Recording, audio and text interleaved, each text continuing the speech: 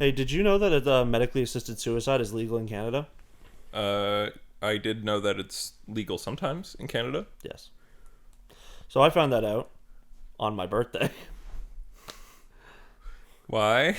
Because okay, so I'm sitting at home, I'm just playing like Back for Blood, just like literally letting the day go by until I had to go to my mom's for dinner. Yeah. And my dad calls me. And I'm talking to him, and he's just like, "Oh, I'm in Burlington right now." And I'm like, "Why?" Because that's like nearby. Mm-hmm. My dad lives 3 hours away, and he's like, "Oh, death." And he explains it to everything to me, and I'm just like, Jesus fucking Christ, Dad, it's my birthday. You can't just fucking say this shit. You can't just open like, "Happy birthday. Guess why I'm nearby." That's rough. Was it someone you know? Yes. That's R.I.P. then. It's extended family. It's whatever. It's like my stepmother's family. Oh, okay. Yeah. And then the passage of time eludes me. Because they were like, "Oh, yeah, remember how this person has cancer?" No. No, I was like, "Yeah, I did, but I fucking forgot about it until you just told me." It's like, "Yeah, it's been 12 years. I'm like, "Holy shit." Damn. Yeah, That's sick for that person for living 12 years and apparently 7 extra. Yeah. It was one of those cancers where, like, the first diagnosis, the doctor was like, "You have 5 years at most." Yeah. That happened to my grandma on my dad's side. Where, like, she was told, like, she didn't have long left, and she lived, like, 10 years longer. This woman, I will say this, she is dead, but this woman fucking smoked until age 80, and then quit, and then fucking didn't eat a vegetable her entire life. She lived until her, like, mid-80s. Fucking crazy. I just saw recently. Did you ever watch The Midnight Gospel? It's like a Pendleton Ward show. No, with, like, I didn't. Duncan I remember Trussell. you talking about it. Yeah, I saw recently the clip from One of the episodes. the episode that makes you cry. Oh, the last episode with the mom, right? Yeah, where it's like up from a podcast episode he did with his mom, and like I didn't watch the podcast because it was like I knew who Duncan Trussell was. He was like a comedian. He was on podcasts I listened to. I heard about the podcast, never went and watched it. Turns out there's a part in the episode where she says, she's just like, "What do you do?"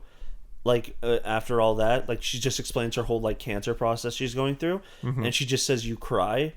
And then it's animated in the episode, like, that's the final thing she says. Yep. And then she, like, symbolically dies. But then in real life, it just, after she said "you cry," Duncan Trussell just started sobbing on his own show. And I'm like, God damn it. I'm more sad. So anyways, welcome to the bummer episode. Damn. You get old, you die. Yeah, that's true. Yeah. Sometimes you don't even get old. That's the part that sucks. All right, let's talk about Comet. It's a media hole podcast. We talk about all sorts of entertainment and shit. We talk about movies and video games and comic books and shit. I don't fucking know. Nathan, it can only go up from here. It can only go up from here.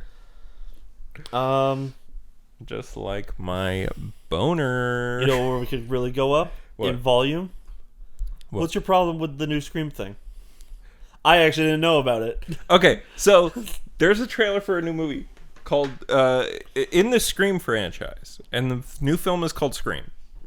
And great. So let me guess. It is actually Scream like 6. It's Scream 5. Okay, I was close. Yes. So canonically, the other Scream movies happened.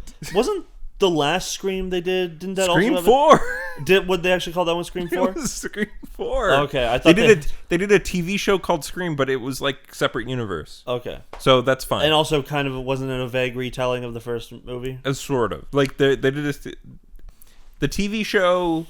Parts of season 1 of the TV show cover the first movie, but like all the characters have different names, and there's new ones, and they're in different ways, and there's different stuff. It's like not the same. And then season 2 followed like a sequel to that, leading up to like a pretty good ending. I actually like the TV show. It was like an MTV show. Like it's not good, but it's fine. And then the third season apparently was like completely original, new story, separate universe from even the TV show and the movies, which is funny. But I didn't watch the third season of the TV show because it didn't come here when it was supposed to. So yeah. But no, I think it's dumb that the new Scream is called Scream because it's fucking Scream 5. Like, apparently, and this is from an article because I watched the trailer. The trailer looks like fine, you know. Isn't this also the one? This is the first one to not feature the writer or director from the previous 4. Okay. Isn't this also the one where I think I saw a trailer where the guy, like a cop, calls like the girl who I guess has been in all of them, and she just like, I got a pair of running shoes or something. No, yeah, he's like, well, the cop's her friend. He's in all of them as well. It's, but yeah, he's great. He's fun. But yeah, he's like, it's happening again. Do you have a gun? Oh yeah. And then she's like, I'm Sidney fucking Prescott. Of course I have a gun. Yeah. So maybe they're going back like to the satirical roots of it. Well, it is. So all of them are satirical. But the thing I'm saying about like this new Scream, apparently it's like maybe potentially going to be a commentary on those sequels that have the same name as the original. Yeah. But it's not. I don't know. I don't know if it's doing that well. The problem is that's almost what the pitch of 4 was, because 4 was satirizing remakes. Because it was like she went back to her old hometown and she meets up with her like niece or whatever. Yeah. And her niece, and then like it starts happening again, right?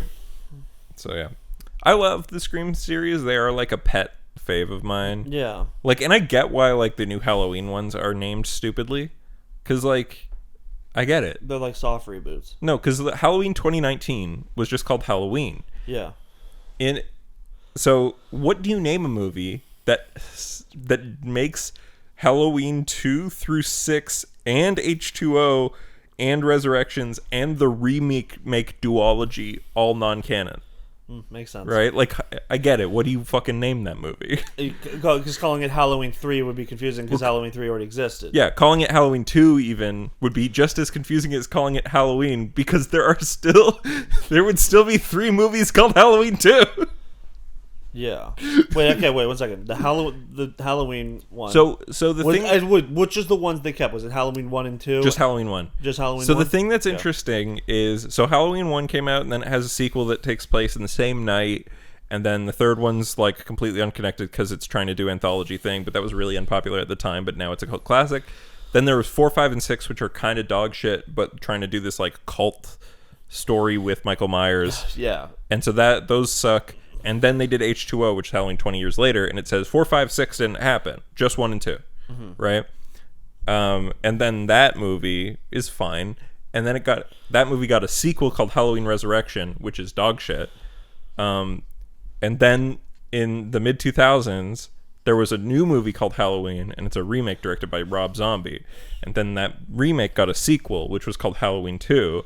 Which means there are now 2 movies called Halloween and 2 movies called Halloween 2. Yeah. And then in 2019, they have made a 3rd movie called Halloween, which is a sequel to the original Halloween, but not a sequel to Halloween 2. And then isn't that Halloween, isn't it getting a sequel called like Halloween Kills or something? Yeah. Thankfully, it's a new name. Yeah. Halloween Kills comes out like in a week. Like, I almost kind of wish there was a subtitle on God of War 4, because when you say God of War 4, people go like, what? There was a 4th one, and it's like, yeah, the one where he's a Viking now. And they're like, that's the 4th one? Or at least like Ragnarok, it's like, oh, God of War Ragnarok. You know which one I'm talking about. Well, God of War pre-Ragnarok is what obviously you should just call it God of War 2018. Yeah, I know, but like, it's or like you go like Spider-Man PS4. Yeah. Spider-Man Miles Morales. Yeah, at least that one's got a subtitle. Yeah. Spider-Man 2 PS5. Yeah, well, Spider-Man 2, there is no video game called Spider-Man. No, no, I'm wrong. Never mind. There was one on PS2. That's the famous one. Eddie Burback and his brother just put out a video called the Spider-Man 2 PS2 Hold Up. I mean, it does. I don't know. I didn't watch the video. Also, I have no nostalgia for it. So really? I didn't play it. I played Spider-Man 2? I played the Spider-Man 2, the video game, on the GameCube. Oh. Spider-Man 2, the movie, the game, is what I The official game of the movie. Yes. But then it's also like fight Mysterio. that game's cool. Yeah, it's actually surprisingly like an actually good game. Yeah. But what I was going to say is, everybody knows I love the official game of the movie. Only one game has ever been called that, and it's King Kong on the PS2 and Xbox 360. Yeah. And I just love that name. Because it's like the clunkiest way. Isn't Injustice like the official game of the comic of the movie of the show or something now? No, it's the show is the official show the of movie. the comic It's of the game. official movie of the comic of the video game. Yeah, it's we're going backwards. We did it. We made a comic that's based on a video game, and we're making a movie based on that comic. Yeah. Ugh. In case you don't know, DC Fandome is going on as we speak. Yeah, but we watched a bit. We saw all the important stuff, like the Aquaman animated series. We saw all the important stuff up to all of the stuff 3 we really want. Yeah, Eastern time. So we saw Peacemaker, which looks dope. It looks really funny. Yeah, obviously I was going to watch this. There could have been no trailer, and I would have watched it. I think they're going to try and rewrite this character though. Yeah, because we talked about it a lot before about how Peacemaker's like a huge piece of shit. Yeah, and I think in this one they're going to be like, he's a huge piece of shit because of the way he was like raised. Well, they did the same thing in the movie. In the movie, they talk about how like both him and Bloodsport were trained by their dads to like be fucking. Except Peacemaker perfect. has like love for his father, and Bloodsport's like, I fucking hate my dad. Yeah, and then you also see in the trailer his dad calls him like a pansy. Yeah. It's like, but he's literally badass. John Cena. Or like he also says like, until I was 14, I thought I was a butt baby. Also seems to be a man in his 40s who believes that butt babies are a thing. God, that show's gonna be so fucking good. I think it's gonna be really good, especially with like that cast. Yeah, and James Gunn. Yeah, hell yeah. Well, when you have like an actual like real comedians showing up in shows. Mm-hmm. It shows that are supposed to be funny. Yeah. When like an actual comedian shows up, it's like, oh, okay, thank you. Yeah. This one just has like Steve Agee. Yeah, Steve Agee. Plus, there's some other cast, and I'm sure there's people in that show that we haven't seen yet. Yeah. Like maybe, who knows? Maybe the villain is just going to be like, hey, it's me, Dane Cook. I forgot his name, and then I thought I was going to go back on and be like, Carlos Mencia. But do we really want to see a show about a white dude beating the shit out of a Mexican guy? No. What else? We saw the Black Adam trailer, but that's like nothing. It's a teaser. Yeah. There was some behind the scenes stuff too that I saw that Ian didn't see, and I'm excited for Black Adam.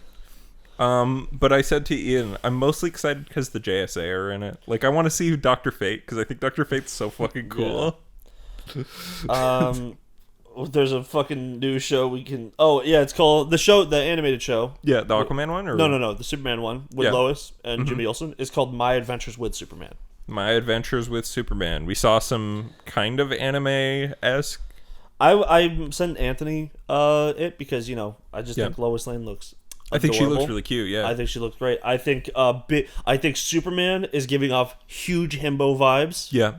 Because let's face it, Superman is a himbo. It's that he yes. speaks too intelligently. Mm-hmm. So that's what it should be. Clark Kent is the himbo. Superman is just a buff dude. Well, Clark Kent's smart, but he's not buff. But he's not Well, I would say like Kronk from The Emperor's New Groove is smart. He's just portrayed as a dummy.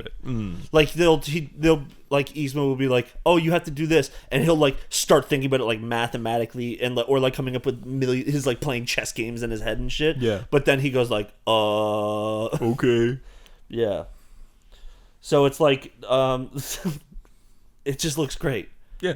And I sent it to Anthony, and he says that it was giving him like Invincible vibes. Obviously not the tone, but he means the art style. Yeah, I see it. Yeah, so I think it's getting that more like modern, where it's like, it's cute. It looks a little softer. Like the lines seem a little softer than Invincible. Because when I was looking at Invincible, I'm like, this looks identical to Young Justice. It's like less thicker lines, and they use more fine lines to define like parts of the body. Like Injustice will be like, look at my fucking cheekbones. Yeah. Where like Invincible will be like, look at my cheekbones. I have them like a normal person does. Yeah. Look at my jawline. It's angular, but there's no underhanging shadow to show that it's like, blah. Yeah. So, yeah. That show looks really cute. Yep. The Aquaman cartoon looks cute. Was there Aquaman 2 news? There was. We didn't see a trailer, but we did see some behind the scenes stuff of them having fun. And being happy about it. Just laughing with each other. So also, Black Manta looks cool. Yeah. But the Aquaman cartoon looks kind of funny. Mm-hmm. It's like gonna be a 3-parter. Yeah.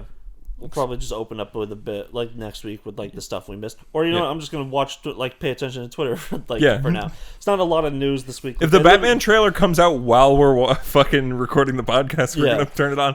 Or if Young Justice news comes out, or if Harley Quinn news comes out, or if fucking we'll literally stop this podcast. We'll just pull it up and watch it right now. Yeah. So that's for now. That's it for Fandome. No, we didn't talk about the video game. Yes, Suicide Squad killed the Justice League. Suicide Squad kills Justice League. We have seen more of the Justice League. Yep. Well, our first look at Flash and Green Lantern. Everyone.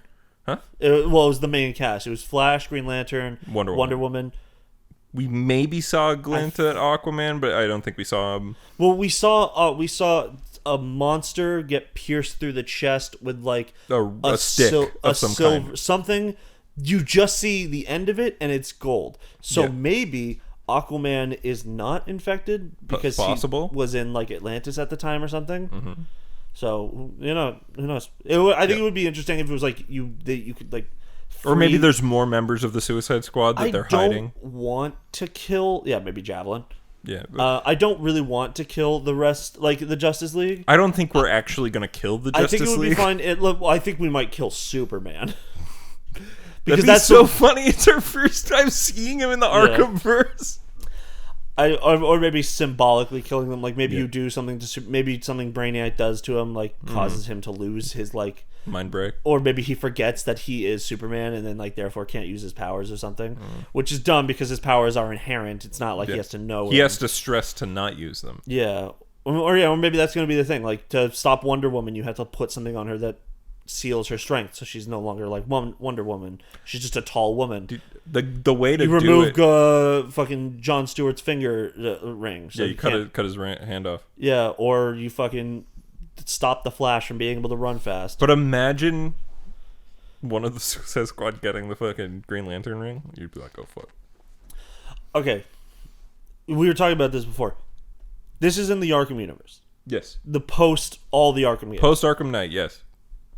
Is Bruce Wayne dead or alive? That's a good question. Because, okay, so you don't even know. So, at the end, they activate Nightfall Protocol. Spoilers for the end of a 5-year-old game. If you 100% Arkham Knight or look it up, you know this. If you haven't yet played Arkham Knight, you should play it. It's a good game. Play the Arkham games. They're good. And also, this is just one piece of that you have to get to 100%. There's lots of cool shit, yeah. So, straight up, never mind, just go on. Yeah, so you activate the Nightfall Protocol because at the end of the game, everyone knows Scarecrow unmasks Batman in front of everybody. He forces Gordon to unmask him by shooting Nightwing? No. Robin? No, he doesn't shoot. Like, okay, whatever, go on. Scarecrow unmasks Batman on TV. And everybody knows it's Bruce Wayne. Mm-hmm. Then, once you've 100%ed the game, you can activate the Nightfall Protocol, which plays a cutscene in which you go to Wayne Mansion, and Wayne Mansion explodes. And Bruce Wayne and Alfred are reported as dead. And then, further in the future, we see, like, in Barbara Gordon and Tim Drake in that universe are dating, which is weird. That was weird, yeah. Yep. But, like, we see other stuff. We see Gordon still around. We see the city's cleaning up. And then it goes into an alley, and there's, like, criminals doing criminal shit. And then it pans up to, like, a demonic Batman. Like, a really fucked up, like, supernatural almost looking Batman. And then the game ends. So, is Bruce Wayne dead, or did he fake his death? And is he still Batman, but, like, a more weird-looking Batman? Or is that somebody else? Really different? Is it Azrael who exists in that universe? If we see Batman and Suicide Squad kill the Justice League, which we may... Here's my theory. Some kind of confirmation. How would these 4 fucking goobers kill the Justice League? They wouldn't. 3 of them don't have powers, and one of them is just a man who happens to be a shark. Yes. Well, actually, he's a shark who happens to be a man. Yeah. I don't know which one's the canon. Explain. He is a shark that happens to be a man in most universes now. So, Bruce Wayne in Justice League War, no, not War, Doom, thank you, has contingencies for how to kill the Justice League. Yep. So I think they go into the Batcave. They are going to discover, not the Batcave because they're in Metropolis. Unless this is the fucking one of the fucking universes where Metropolis and Gotham are just like a river apart. Canonically, there is a train in the comics that's like a bullet train, but they don't. Specifically, Waller says you're the first group of operatives to make it to Metropolis alive. Yeah. So who knows? Maybe they come across like a bat cave inside of Metropolis or something else, and they discovered the plans on how Bruce Wayne would have killed the Justice League. I like how the trailer started with the same Arkham Asylum and Arkham Knight opening of like the car drives past the sign that says Arkham that way. Yeah. Yeah. So, did you see the article Kotaku wrote? About what? About how you can already pirate Metroid Dread? No, I didn't. Because I don't really care, TBH. That's awfully rude of you. That's not rude. I don't care if you can pirate that game. You can pirate most games. Yeah, I know. It's just weird for like a huge publication to be going like, guys, it's pretty poggers. Yeah. Just to like do this. And so, you know, Nintendo's fucking stupid though. Did you know you can already pirate Deathloop? What? Yep. Yeah, I know. That's like no, but you can emulate it, right? Yeah, there's with the new Switch emulator. Yeah, straight up for real. Probably if you're going to steal if you're going to buy the game, you're going to buy the game. If you have no intention of buying the game, then you're going to steal it, or you just don't care. If you're some weird person who really wants to play a new 2D Metroid but don't own a Nintendo Switch, like you've already made your choices in life that led you there. I don't know how many people like that exist, but I also see a lot of people like on fucking Pat arguing about it. Yeah. Where like people were like, "Oh, if you're just too poor to play, you don't get to play it." And it's like, "Well, fuck you. Eat a dick." Okay. I do agree. You are not entitled to fucking entertainment. Like, it is a product like any other product that people work hard to make, and you don't deserve it for free just because you can't afford it. Yeah. But also, like there are many forms of entertainment that you have access to, some of which are free or cheap. Yeah. Like, or you could listen to David Jaffe and go get Shantae and the Seven Sirens because David Jaffe's fucking stupid. Did you not hear about that one either? What did he say? Been on Twitter? I haven't really been that much on Twitter. He spent 35 minutes in one room that is very obvious, like how to get out of the room. Like there is people have made like infographics. There is tons. So there's like you walk into this one room, it looks like a dead end, but on the mini map and visually you can see that there is a room above. There is a bright orange window on like the top and like above the platform and below the platform that highlights that this area looks different than the rest. There is enemies nearby that if you use the free aiming thing, like pressing L where Samus stands still and can do like this and like a full range of motion, you will accidentally hit this shooting it. There is millions of ways that you're supposed to find out that you can go up there, but because David Jaffe refuses to play the game as it is intended, where like instead of like moving this like standing in one spot and aiming at like enemies, he's like running, he's just like jumping in place and shooting like Samus isn't able to shoot at multiple angles. Oh, like so he's playing it like Mega Man. Yeah. Oh, so he just fundamentally doesn't understand Metroid. Exactly. And then there's also a tutorial at the very beginning of the game that pops up when you first find like a wall with a block that you can shoot. And it tells you when you get to that wall. It doesn't show that the block is there. It just says like, hey, sometimes walls look different. And if you're ever lost in a room, just try shooting missiles around. You'll probably find where to go. Nice. Okay. And so I just played like a dumbass. But so... Man, this is the man that created God of War. Yeah. And he claims that this is dog shit level design. And he was talking about how like Shantae and various Shantae games... Which are also good. They are good Metroidvanias. They are very good. But he's talking about how, like, oh, Shantae at least has good fucking design. But then someone showed a, like, part in Shantae where you just, like, no hints whatsoever. You just walk towards a wall and Shantae starts climbing through it. It's like, where was the indication there? There's, like, at least 1,000 visual indicators in Dread for that one room. And I played through... I'm a fucking idiot. It's not as bad as, like, Super Metroid, where it's actually a mystery sometimes. Yeah. Or even, like, Metroid Zero Mission. It's not as hand-holdy as Metroid Fusion, which is, like, you just have to be fucking told every time. Like, no. It's a good, well-designed game. Yeah. But anyways, Nintendo's stupid... And Kotaku writing that article is just going to make Nintendo turn around and be like, well, fucking, like, 5 people went and downloaded our game that sold 500,000 copies. So, like, we're bankrupt now. Yeah. So Nintendo doesn't understand piracy and what leads to it. They're the richest. They are the richest company in Japan. They, like, make the most money. Really? Yeah. I believe that came out, like, a year or two ago, that Nintendo makes more than anyone else. In Japan. Wow. Yeah, in Japan. Like, in terms of just money in Japan? Because I feel like Sony outsells them just worldwide. Japan. Okay. Yeah. Yeah, because I'm like, Sony. Yeah, Sony absolutely. That's a Japanese company. Yeah. They make movies. They make movies. They make televisions. Yeah. They make speakers. And Nintendo's like, we make this toy. We make shit. We license out properties we own to other companies to make fat stacks for us. Yeah. Pokemon Go. Pokemon Unite, Pokemon, Mario the Run. TV show. Yeah. Super Mario Come. Speaking of Pokemon, though. Yeah. I am no longer a Pokemon fan. Yeah. I still love the games. You remember when you were ragging on them? Pokemon fans, where it's like, you get everything and you still want to complain about it? Yeah. I am now on your side. Because Pokemon Legends Arceus. Yeah. News has come out. Uh-huh. It is a not seamless open world game. It is a sort of Monster Hunter. Okay, so that means that there is one hub area, and then you go out into the world in different little open world sections. As we have seen in the games so far, or like from the trailers, what we can glean is that there is the hub town, and then there is a small area around the town, like a little wild area where you can find various Pokemon and you can do stuff there.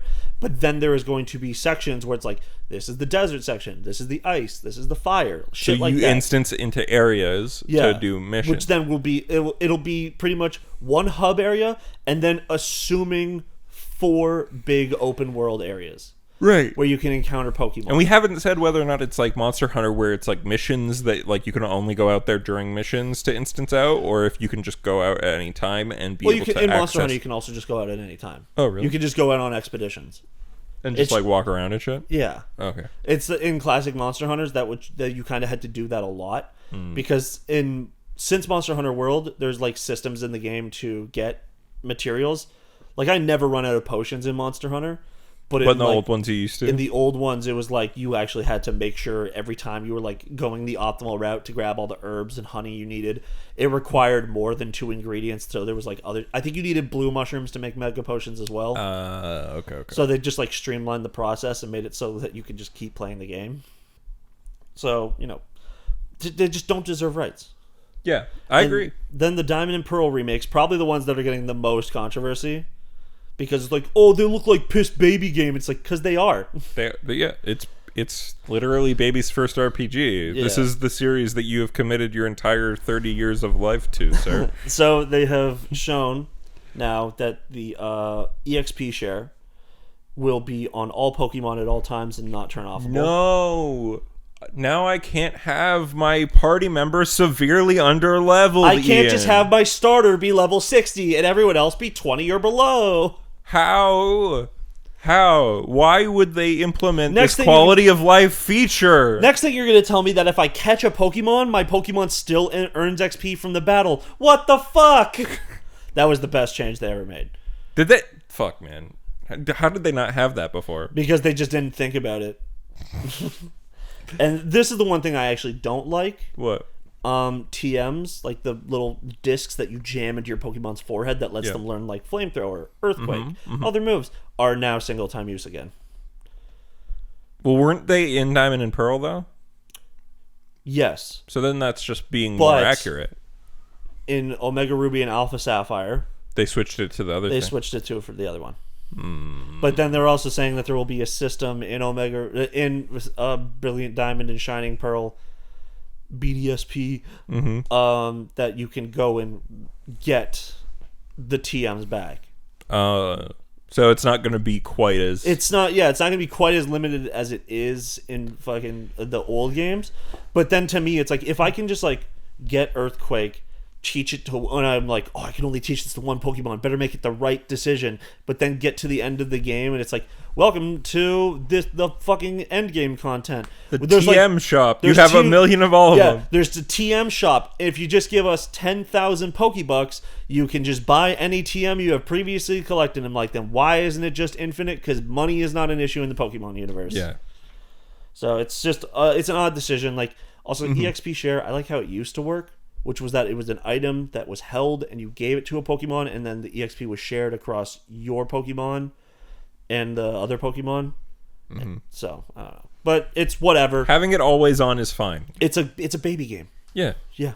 Who cares? Like, it's a quality of life thing. Some RPGs have it be like you have to unlock it through S-Links. Also, no one has ever been, like, caught a low-level Pokemon and then been like, you know what my favorite part about training up a Pokemon is when I put it in at the start of my party, but then at the start of every battle, I swap it out to a more powerful Pokemon. Yeah. So that they can slowly earn XP until they can actually fight themselves, and I'm constantly running back and forth from the Pokemon Center.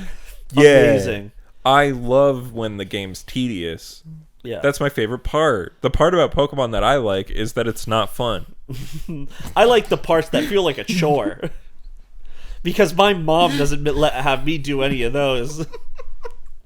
Because if she asks me to clean my room, I call her a whore. I say, this is why Dad fucking left you. And then she cries, and I keep playing Pokemon. My mom's a bitch.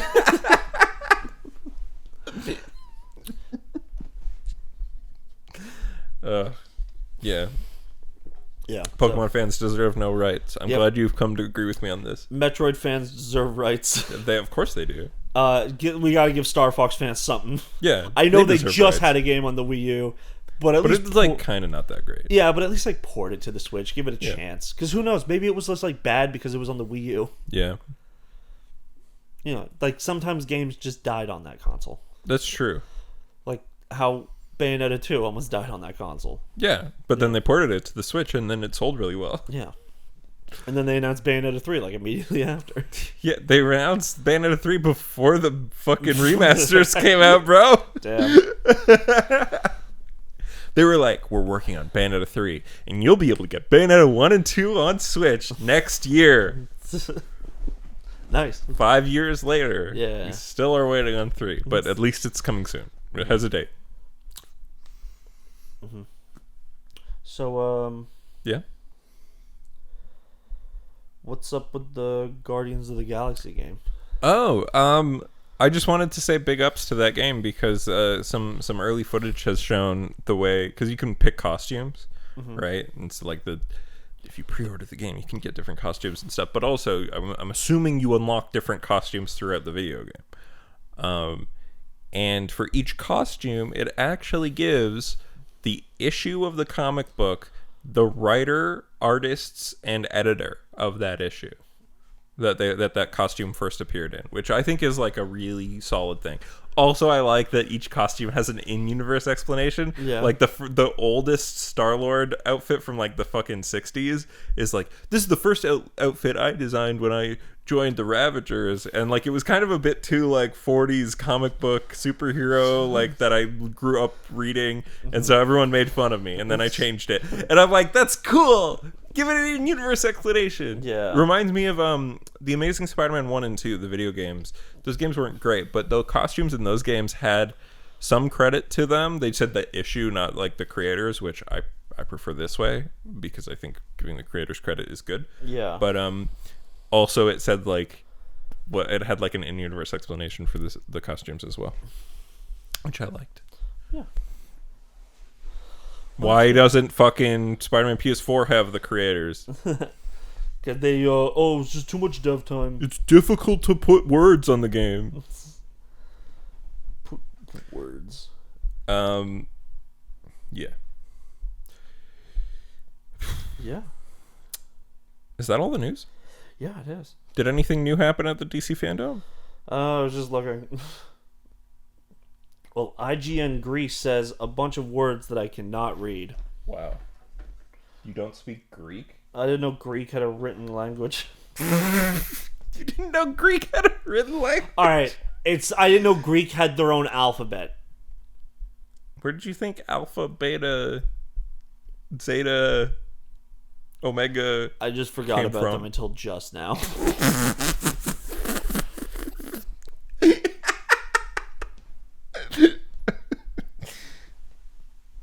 I love you, Ian. Who the fuck is Batwing? Oh, he's like a cool guy. Well, did they announce that while you were watching? No, I just know who Batwing is from the comics. Does DC have their own fucking Twitter account so I can just go there because I'm do. sure everything will actually be written out? Yeah, there it is. DC Comics. Let's fucking go. New comic book. Robins. Oh yeah, okay, we heard about this. Oh, the Gotham Knights story trailer happened. Oh fuck. Oh, and we saw a Blue Beetle suit. The first look at the live action Blue Beetle suit. It actually looks great. Yeah, it does look. It looks very accurate. Yeah. Always been played by a guy. What's his name? Well, it starts with an X. So what does X normally mean in Latin? God, I could not tell you. Not Latin, Latino. Spanish? It's XOLO is his first name. Cholo? Maybe like Cholo or something. Mario Diana. Wow. And they are Blue Beetle. Good for them. Yeah, I'm just saying they're retweeting a bunch of stuff. Yeah, new trailer. God, stop retweeting. Just let me see your own fucking news. Do you remember before on Twitter you could actually like turn off retweets? Yeah. You can't anymore? I can never. I don't know where the option is anymore. Yeah. Damn. Well, let's put on the Gotham Knights trailer because we sure. have it. Why not? I'll keep looking while you look that up. We'll just have a very lull part. Oh, I found the trailer, but it's on Twitter. Yeah. My childhood crushes. I don't know who that is, and I don't know who that is.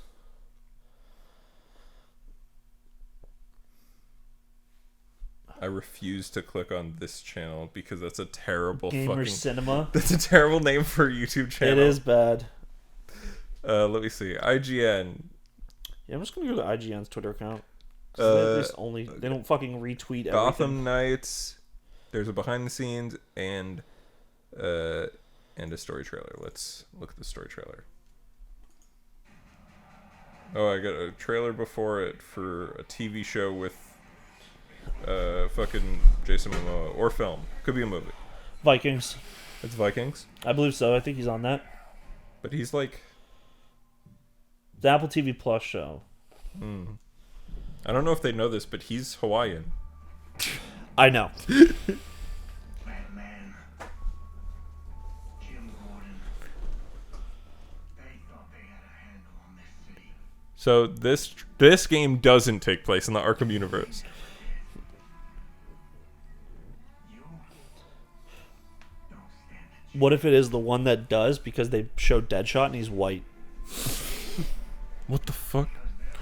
watching, always listening, pulling everybody's strings. Mine, yours. But no one talks about them. Not a whispered word is said. The Court of Owls is a myth. He's so short. They're listening.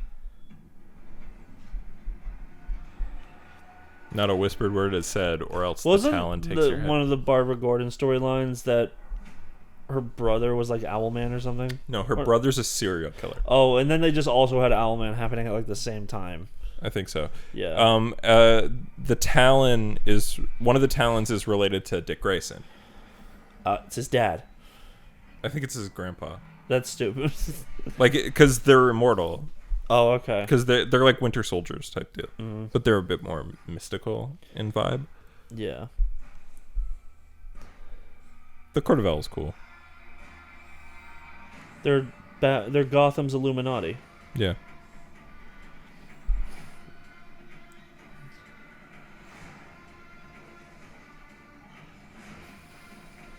The Talons being kind of animalistic is weird. Yeah. Because they're people. Well, maybe they're gonna go with it's like the Talons, More of a zombie type deal. or like that. There's that like they called like you saw those people in suits. Maybe they're the immortals who are like the Talons, and these are like people who failed at being Talons, and then they just became like tools for the organization or something. Looks neat. Yeah. I wish they showed off more gameplay, especially since like the first thing they showed us was gameplay. Yeah, that's true. I wish we'd seen gameplay for Kill the Justice League, because both these games are coming out. Well, we next saw year. gameplay for Kill the Justice League before. No, we didn't. Yeah, we did. No. Look it up. You had YouTube open right Yeah, there. but okay. Suicide. Oh, for fuck's sake! Nathan's keyboard shuts off all the time. Oh, you know what we didn't talk about? Yeah. The League of Super Pets, starring Fuck The me. Rock and Yeah. just type in gameplay as well. Gameplay. I don't think we did. The original trailer was just a cinematic trailer. I know, yeah. I swear we saw some at like E3 later that year. Nope, we definitely didn't. Alright, fine. I was wrong.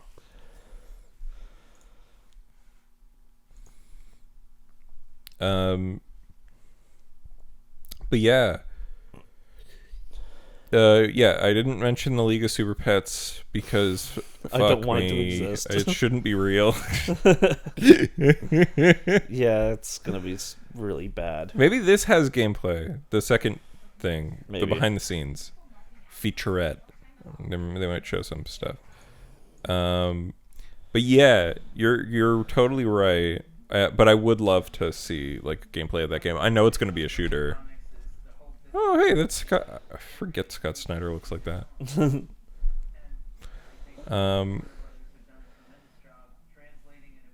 Did they have the Court of Owls in Gotham? The TV show? Yeah, I think they did. because For they a just little showed bit. live action Court of Owls. Did they? Yeah, it was really quick. Court of Owls are cool. I'm glad they're being adapted into stuff. Yeah. Yeah. Didn't they fucking say this game was gonna be like a looter as well? Yeah.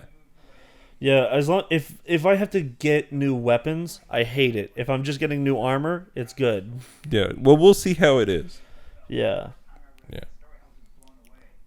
That's a really weird Batman shirt. That's supposed to be Batman, but it's that other fucking. It's Joy Division. Joy Division's Unknown Pleasures album That's cover. fucking cute. Jim Lee's a cutie. It's just like I see that shirt in like everything. Though. Yeah, of course. It's like, and then like I'm sitting there, I'm like, oh, Unknown Pleasures, and I have to stop myself from being that guy who's like, do you even know what that shirt's from? Yeah. Well, I would never be the fucking guy who's just like, do you even like name 5 Joy Division albums? Like some dude who sees like a girl wearing a Misfits shirt. Do you like the Misfits? If I wore a Misfits shirt and some dude was like, do you even like the Misfits? I'd say, no, I think Glenn Danzig's a fucking idiot. And I would just walk away. I do like the Batman Joy Division shirt though. It's cute. It does kind of like match up, like the two peaks at the top do Yeah. look like it's in the center part. Yeah. How long is this? Like 2 more minutes. So yeah, it's just like them talking about their concepts and ideas. Yeah. I mean, it's more about like the fucking comic book story behind it. This is DC Fandome though, so like you don't need to necessarily you want to be like, Yeah. Also, hey, we like when you get like maybe they'll show off more of these things at the Game Awards and stuff. yeah, when you get fucking Oh, Batwing's gonna be in Batwoman season 3. Batwing's kind of cool. He's like an African guy. that's good. Yeah, He's T'Challa. but Batman. Yeah. But yeah, Just leave it on IGN's thing. I should because yeah, there's gonna be a fucking trailer for The Batman, and we want the clicks. Also, I want to know what's going on with fucking Harley Quinn. Yeah. And Young Justice. And I want to know, maybe they'll show off, one of the secret things they're going to show off is maybe that we'll see how J.J. Abrams' fucking Justice League Dark movie is coming along. Maybe. I gotta piss. Or that's straight to HBO Max Black Canary standalone flick. Perhaps. I'm interested in that movie. There's a new Catwoman animated movie that's like anime style. Yeah. Oh, Legends of Tomorrow. Fuck's sake, why is IGN poo? You don't know. Maybe it's like actually how it's going right now. Maybe. DC Fandome 2021. Let's see how the official DC YouTube is. Let's see, maybe they're a little bit further. No, they're not.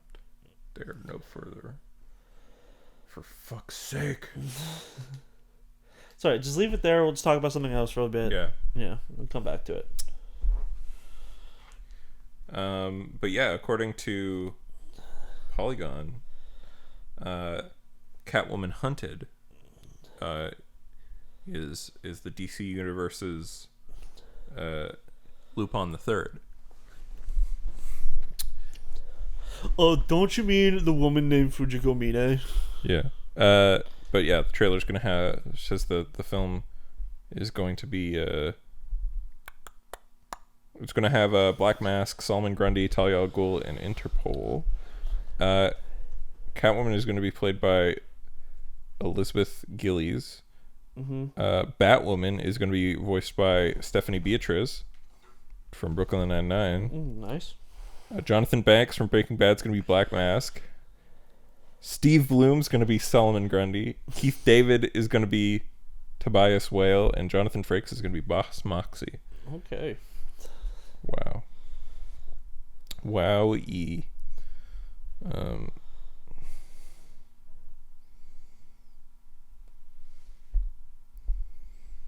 Jesus Christ. But there's so many Spanish people. There are many Spanish people. You are correct.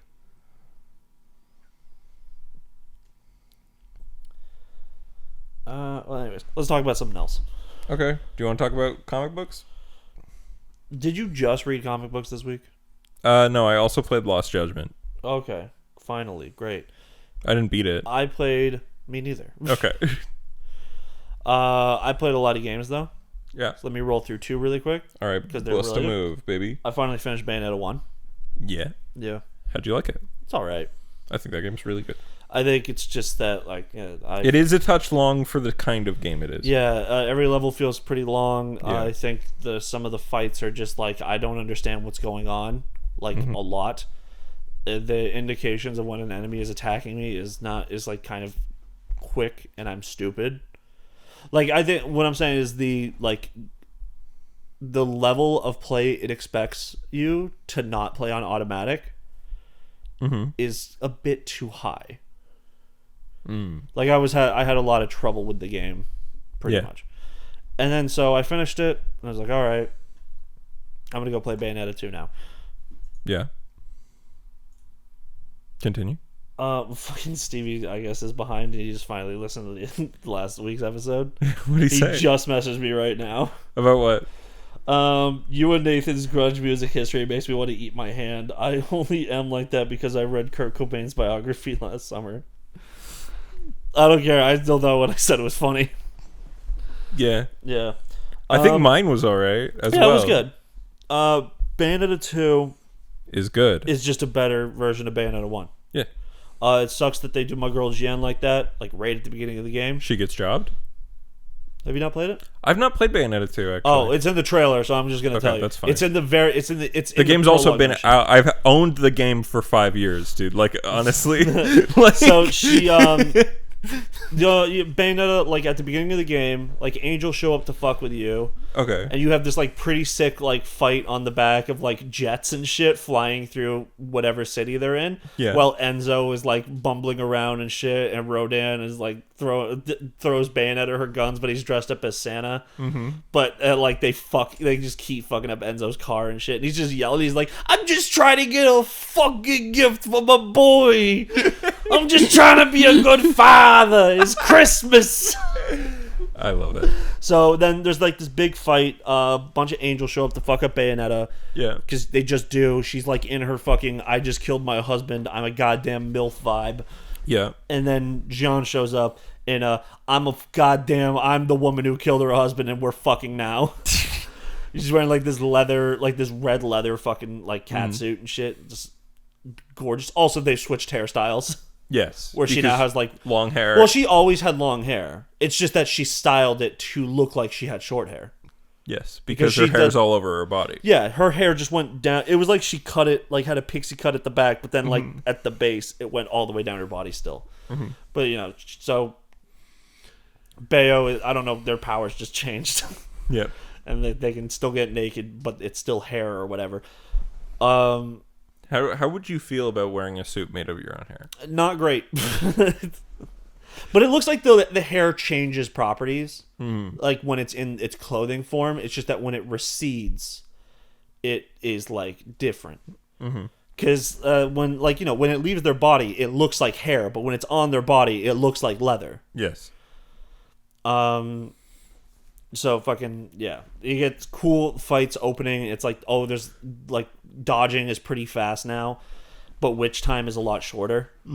But you can also use Umbral Climax, which is just like how all your finishing moves end with like you bringing out like a Madam Butterfly fist or foot. Yeah. Umbral Climax just has it out the whole time. Nice. It introduces all that. You get so that's just you could just say it's a DT. It's a DT. Yeah. You have to fill up your meter and all that. Torture attacks are still there, but Umbral Climax is kind of just better. Yeah, well, torture attacks were kind of just like one-off, like finishers. Yeah, and they're also easier to do now, or they're easier to get the max reward. Where before you would like literally be like, it'd be like mash X, and you take one hand off the controller, like as fast as fuck, boy. Yeah, and then it was just like you would still only get half of it. It's like great, but now it's like you can just tap it with your thumb and you'll get the full. Nice. So yeah, you summon like a monster, like one of the demon things from hell. Yeah. To kill like an angel for you, or like finish it off, but then you like lose control of it, and it like hits John, and her fucking soul flies out of her body and gets sucked into hell. And you gotta save her soul. Yeah, well, and then you go to you but find you can out play as her in Bayo too, I think. she's definitely alive. Yeah. No, they have a tag climax thing, which is like I think they're kind of Bloody Palace. Yep. I believe that's what it's similar to. So you like unlock characters play as that. Like I think you can play as Rodan as well. Yeah. So you go on this adventure to go climb a mountain because it brings you closer to heaven, but then that also means you can go closer to hell or Paradiso and the underworld. Yep. But then you find this fucking kid, and he's like this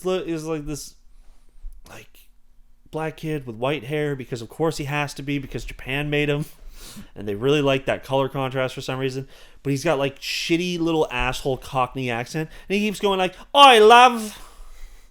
You're hot. Get the fuck out of my way though, because I think I'm stronger than you because I'm British Gambit."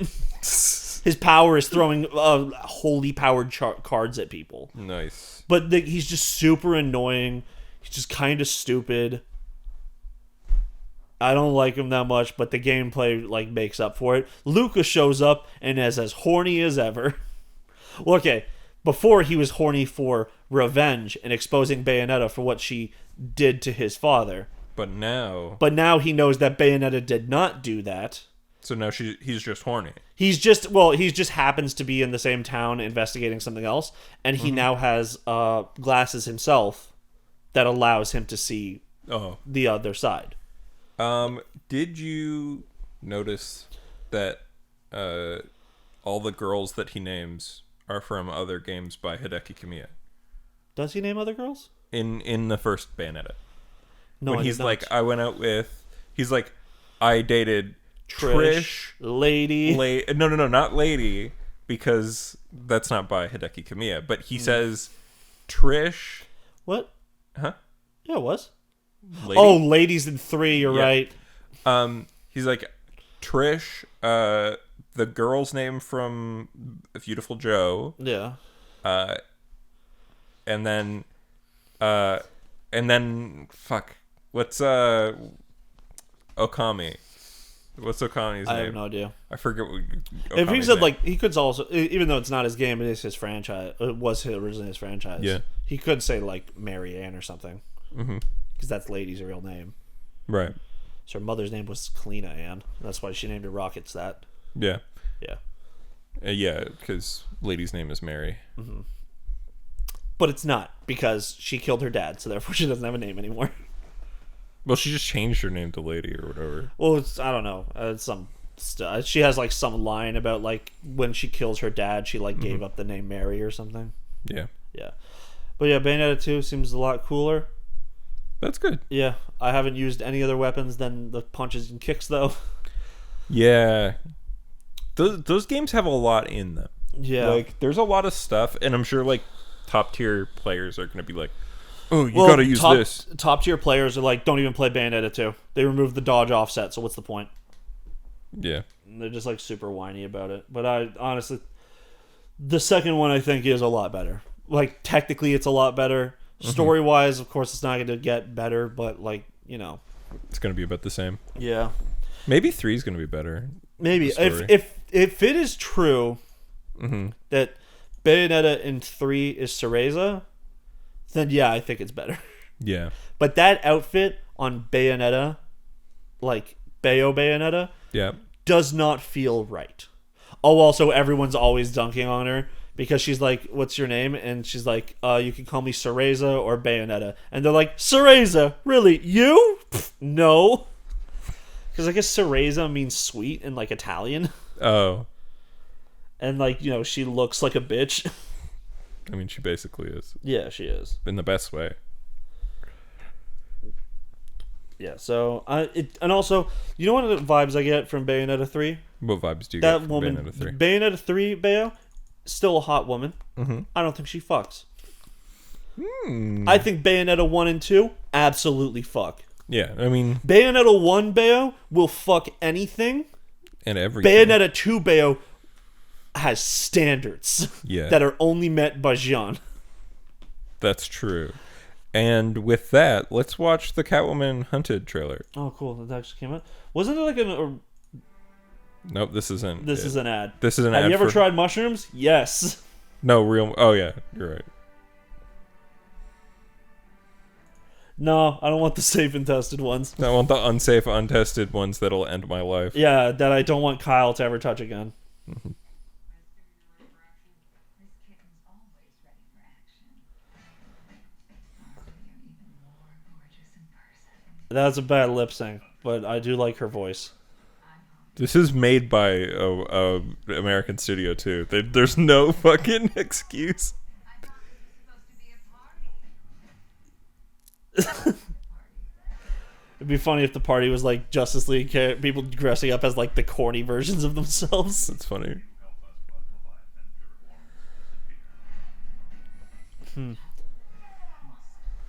That's some anime ass shit. Yeah. You really have to think about that? Who's? Do you know who is voicing Catwoman? Did you say? Was I not Yeah, listening? it was somebody from, like, Victorious. But she's good. Yeah, it's not bad. That was the Young Justice design. Cheshire. Yeah. Isn't the design for Cheshire like different in everything else or something? Yeah, it's slightly different.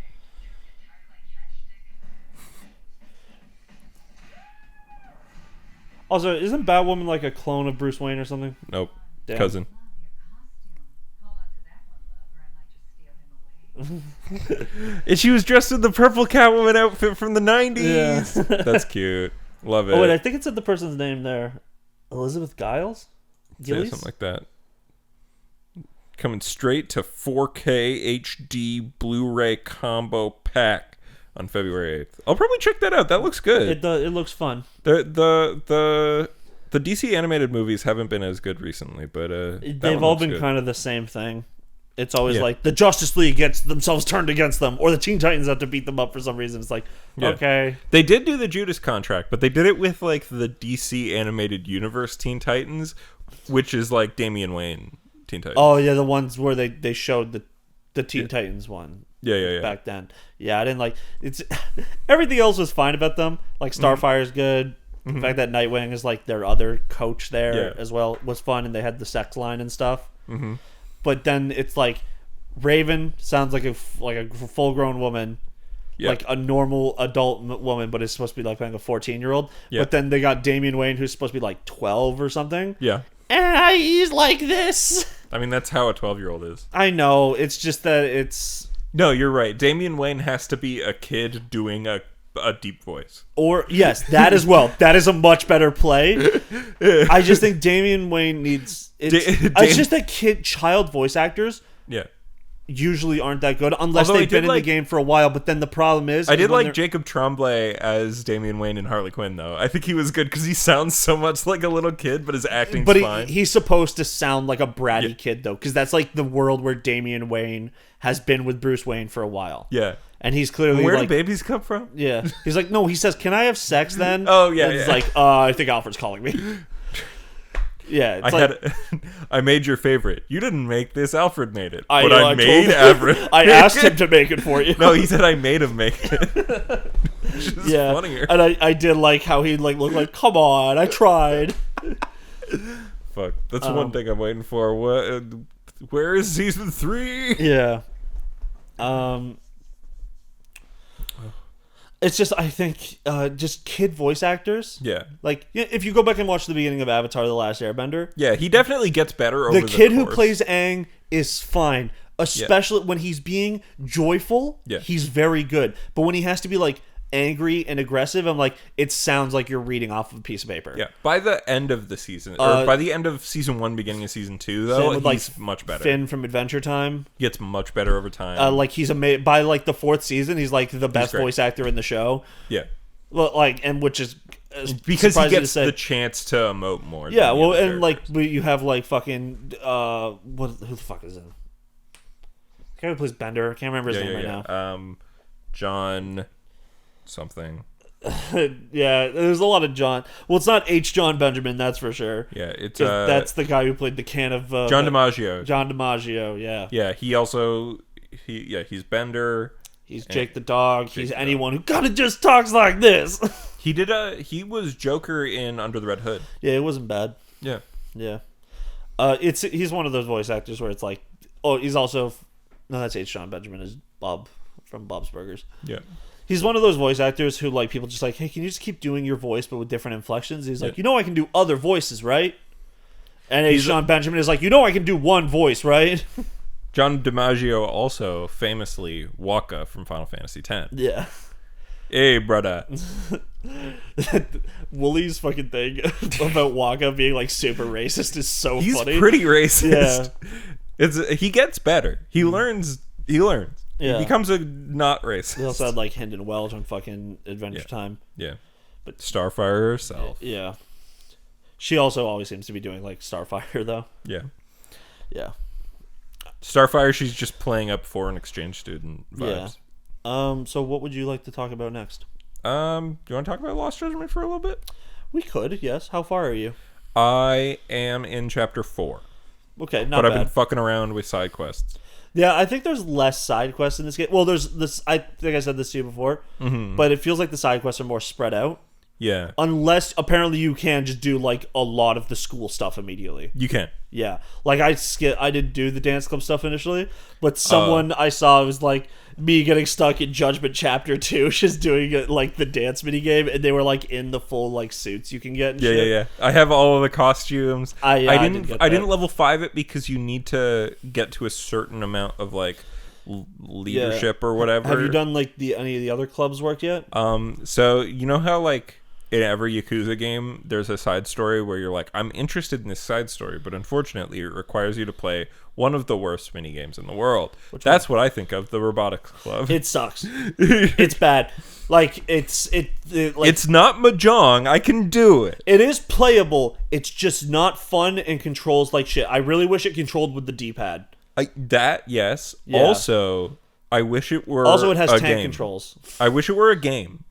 Yeah, I wish there was more PvP aspect of it, but it's like literally like just be faster, grab pieces, and then put them in strategic places as best you can. Yeah.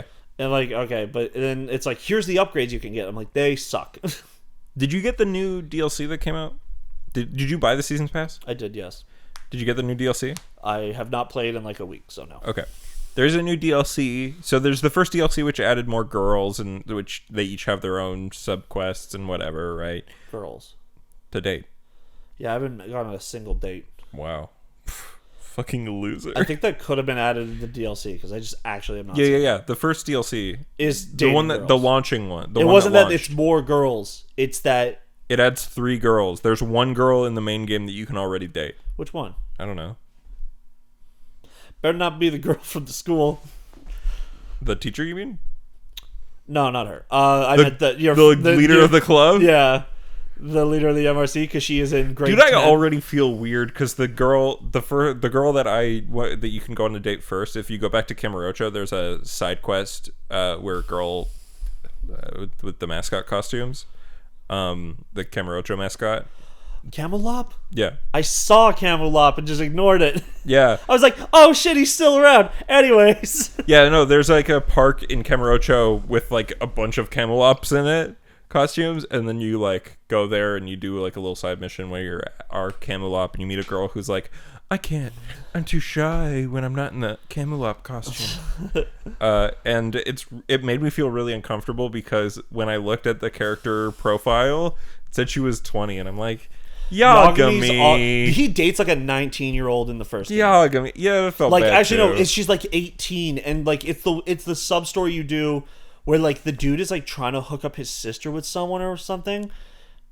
Like they're like twins and they're like way too close, and then you find out they're like freshly out of high school, and then they can like date her afterwards. Yeah.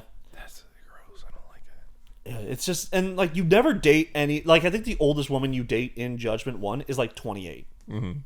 And you're like 35, and in this game you're like 38. You're 30. You were like 36, 38 in the first one, or you're 38 now. I think you were 36 on the first one. I know that it makes sense for you to be because it was 2019, or no, sorry, Judgment 1 takes place in 2018. Yeah, Lost Judgment takes place in 2021, which leads to my second question: did COVID happen in the Yakuza universe? No. There are some little lines that made me go, did it happen, but it was less bad? Because it takes place in December, which hasn't happened yet. I just think you don't see anyone, like any of the populace, wearing masks or anything. You see the populace? Yeah, you do. You see they wear masks in every game. They wear masks, but you don't see like a bunch of people wearing masks. Yeah. Yeah. Did you do the skateboarding? Of course I did. That one's so fucking fun. It's so stupid. If you got that first DLC that came out at launch, they added an additional skate park. Oh, did they? Yeah. Oh. I think it's funny that you go... And you get the best skateboard in the mail from the start. Oh, cool. I actually earned the Purple Dragon one. Oh, no, there's one better than that. Yeah, but the Purple Dragon one is the best one you can get, too. Yeah, it's a hoverboard. That's funny. Well, it's not a hoverboard, but it's got fucking green fucking LEDs in it. Oh, okay. It says hoverboard. Skateboarding is like so fucking stupid. It's completely brain dead, but I found it really fun. Yeah. It was more like I just sat there and like, this is dumb, and I think the story surrounding it is funny. Yeah, it's like where like fine. you go to like convince this like art student to come back to school, but then you find out that the art student that you were trying to help was actually the villain, and you hook up with the other crew. Yeah. But then it turns out that he was only joining the opposite crew to motivate his friend to go make art better because they're rivals. And I'm like, this is a story that does not exist in anywhere else. Yeah, this is dumb. This is like a thing in Japan it. that they think happens. This is dumb, but also I like it. So yeah, it's fine. But yeah, I think Lost Judgment's great. It's really cool. I know you were like, fucking, hey. No, it's just behind the scenes. Yeah. I know you were like, fucking, it took me a long time to get into the plot. I was kind of in right from the start. I do like how that one game reviewer was right. You certainly beat up some teenagers right at the beginning of the game. Yeah. But, you can use EX Surrender on them, so actually you don't have to beat them up. I like EX Surrender. Honestly, I mostly just use the fucking snake style. It's great. It's the best style. Yeah. I think the tiger. No, not the tiger. Yep. Tiger. No, tiger style is still good. Yeah. The other one. Crane. The crane style is better Than but it was. Still doesn't hit Still hard not enough that good. to like. I like that you justify- can jump. Yeah, and you can also do moves from the jumps and shit. Yeah, that's cool. I was doing. I assume you haven't touched the gauntlet yet, but the gauntlet. I've touched it a little bit. Okay, did you ever? There's one where it's like you have to beat up a bunch of enemies while you have like your EX boost active still. Yeah. So it starts you with the fucking crane style. And it just doesn't do enough damage, and it makes enemies fly all around, so like they don't stick close together, so you can't do massive damage. So you just switch to the tiger style, and when you're in EX boost with tiger style, you can just start tapping fucking triangle, and you just do this like quick combo that takes away someone like 75% of someone's health. Yeah. And it works while they're on the ground, and it has like a big hit range. It's like once again, just switching to fighting one-on-one is superior to having a style that allows you to fight a bunch of people at once. Yeah, I think the best they've ever done with fight a bunch of people at once style is Breaker with Majima. But then even then, that one still has the same problem. I think that it knocks people over and puts them in invincibility states too much and doesn't allow you to do a lot of damage. Yeah, but I think it works a little bit better because it also has really fucking good heat moves. Yeah, it does have some of the best ones. Yakumi's heat moves are the dumbest, though. They're always like, he's moving like fucking speed of sound. Like there's one where there's a similar version of it in like the Dragon Age Yakuza games. Yeah. Where you like keep bouncing people up and down, but like Kiryu like punches a man so hard in the back, he like flies further up into the air. No, wait, that's in Judgment. It's Kaido who punches a man in the back and he flies up. Yagami kicks a man up. Kaido punches him in the back, launches him up, and it cuts to this like camera of his face when he gets first launched up, like, whoa, punch in the back. And then Yagami jumps up in the air and like does a spinning kick to his chest and slams him down. That's similar to my favorite heat move in the series, which is a Saejima heat move from 5, which is I forget After you do your third rush charge. He punches the person up into the air and then puts his elbow drop down on his stomach and hits him onto the ground. Yeah. That's my favorite But one. that one at least is like... Yeah. Nope. No, it's different. He punches him in the air. Yeah, and he was the slowest character, too, in the franchise. Bro, I don't care who you are not jumping up, putting your elbow and full body weight on a person and making them fall fast enough to harm them even further. Yeah. That is not just simply not how fucking things work. It's just and you don't have the leg strength to force someone's body to fall faster. Yeah. Yeah. The snake style is good, but I'm like super bad with mashing, and especially in like Yakuza games, that I always end up buffering like the wrong moves. Oh. Like, because you know the part where there's like a part in every single part of the snake style where you get them in like an arm bar. And that's really useful, especially if you get it on an enemy who has a weapon, because you can use the disarm move on them. Yeah. But it's like... You usually just keep hitting triangle and then you just do the... Yeah. That move does fucking huge damage. Yeah, it does. So it's fun. I like using it. It's cool. I like that it combos automatically into a grab. That's great. And then the grab, if you do know the timing on it, you can do like other things. If you press circle with it and they're not holding a weapon, you do like an arm throw. I miss Saijima's grab circle move where he'd pick the guy up like a baby and spin and throw him. Yeah. That's the best one. Yeah, I miss heavier fighting styles. Yeah. Even like the Yagami's heaviest fighting style, which is supposed to be like Tiger, is still incredibly fast. Yeah. And they took out the Chi Burst move, but they still have like that you can charge his finishers, and those do big fucking damage, and you can charge like 3 moves for like in a row once you level up. Yeah. There's one where it's like you knock a guy on the ground, you do like a fucking flip kick at him, and then you like do a backwards kick. It's ridiculous. Yeah. I like any move that hits multiple people as well. Yes. Yeah, anyway, the game's good. It's great. I like it a lot. You're focusing on like I'm doing a lot of the school stories.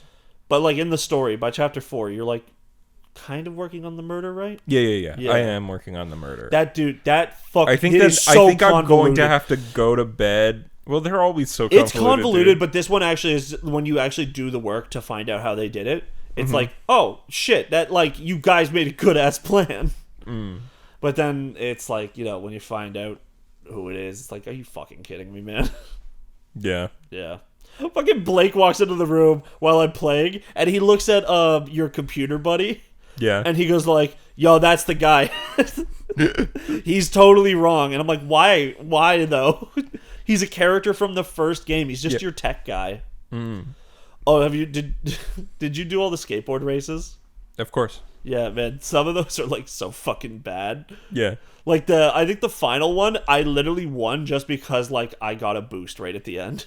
Yeah, I mean, they're just like the fucking Dragon Kart. Yeah, Dragon Kart. Oh man, it is exactly like Dragon Kart though. You're right. Yeah. It's slightly easier than Dragon Kart. Yeah, because you get those free boosts all the time. Yeah. and you don't have to drift. You just have to turn. But yeah, I think that. Yeah, I think that's actually cool. the mini games the game has introduced, other than robots, Yep. I like more mini games than this. Yeah. Yeah. This does feel like it is one of the more content filled of the franchise. Yeah, I think they've removed a lot of sub stories for school stories, but Yeah, because the school stories wind up feeling like 3 or 4 sub stories yeah. each, and then and having an and associated. then they like minigame. compound on each other and shit. Like Yeah. there's that one girl. You find out that the former lead of the dancing team has a Her friend her who's friend the refuses to go to school, so she's Yeah. like selling herself or whatever, yeah. or well, selling herself, but not in like She's sex doing a terms, sugar but- baby scam. Yeah, was it a scam? Yeah, They because she scam? wasn't fucking the people. Oh yeah, She would ghost them. And I mean, if you're trying to fuck a 16-year-old, you've deserved to get but fucked also over. if you're 16 and trying to fake fuck a 30-year-old for money, those people are deranged, or sometimes have connections to deranged people who will do Yes. things. Like how it, like the Men who are willing to fuck a 16-year-old aren't afraid of committing murder. yeah, Because they're already arguably, doing a crime. arguably, pedophilia's worst crime. Yeah, I would say yes. Straight up, yeah. But then people will be like, "Oh, pedophile of like a 12-year-old, sure, but like 16, that's almost an adult." That's actually fine. Hey guys, what'd you know? The age of consent in Japan. In England, 16 is the age of consent, so it's actually fine. Isn't it also like 16 here, but only for other 16-year-olds? Well, that's called, yeah, that's a Romeo and Juliet law type deal. Yeah. Well, I thought the Romeo and Juliet law came into power thing where it's like if you're 16 And you're and dating your an boyfriend 18-year-old. is like 19 or Yeah, something, or 19, yeah. then it's fine. Yes. It's questionable, but it's like it's fine because it's questionable because like say you guys started dating 3 years ago, you were 13 and he was 16. That's gross. Yeah. And then That's 17, gross, but that's it's not like- a crime. It's like it's a very awkward, like shitty year because like Yeah. as soon as that person is 18 to 21, not bad. 17 to 20 though, ooh, buddy, you couldn't wait a year. That's funny, yeah. But then it's like 20 to 23, and it's like this is totally normal again. Yeah, but Then you're like 20, the reason why 22 to 25. what it's like, really this is for, just what it's the really norm. for is, oh, I'm 19 and I was, or whatever, I'm 18 now, and me and my fucking girlfriend when I was 17 and she was 16 were dating, and now she's 17 and I'm 18. Yeah. And now it's a crime. And it's like, well, here's this law that says it's not a crime. Actually, I made a joke about that with one of Ashley's old boyfriends. Yeah. He like turned 18, and Ashley was like 16. Yeah. So we're like, oh, I guess you guys can't fuck for 2 years now. That's funny. Yeah. I hope you play more. Yeah, I hope you get to chapter 9. because it's good. Yeah. No, that's pretty much when I was like, I'm in. Yeah. This game's sick. Yeah, I like the mystery so far. It's pretty interesting. Yeah. I'm like trying to guess shit, but I don't want to. Do you want to throw out a guess? I will just hear. I'm gonna throw out a guess. Don't here. I'm gonna throw out a guess that he did the subway crime of groping to explicitly give himself an alibi, intentionally. Yeah. Yeah, That's your only guess right now? that's my guess. I think he was involved in the murder, which is like obviously he was. So you think he is involved in both crimes? Yeah. Well, I mean, he's obviously involved in the subway groping. It's him on the fucking camera. Yeah. Like, unless the subway groping is a false flag, like the murder from Yakuza 4. I wasn't really groping you. They were rubber bullets. It was a rubber hand, and that was a rubber cheek. It was a rubber coochie. Yeah. Oh man. Oh. Definitely that corpse at the beginning Yeah. is like, that's the most brutal these games have ever gotten. Yeah. Yeah. That's the most fucked up. You never see a decaying corpse where like its fucking face is just like falling 3 apart in months. front of you. Like, yeah. Yeah. Anything new? Let's refresh the page, shall we? That is just IGN has produced a video saying, "Who's Dr. Fate? Who's Black Adam?" Yeah, I guess it's like that's the one where no one knows Yeah. a lot. Who's Dr. Fate and why is he being played by an old man but will definitely have action scenes? Dr. Fate's cool. I stand by Dr. Fate being cool. Yeah. 1 million views on the Peacemaker thing already. It's a Damn. lot. Wild. Oh, that's HBO Max. That wasn't DC's. Yeah.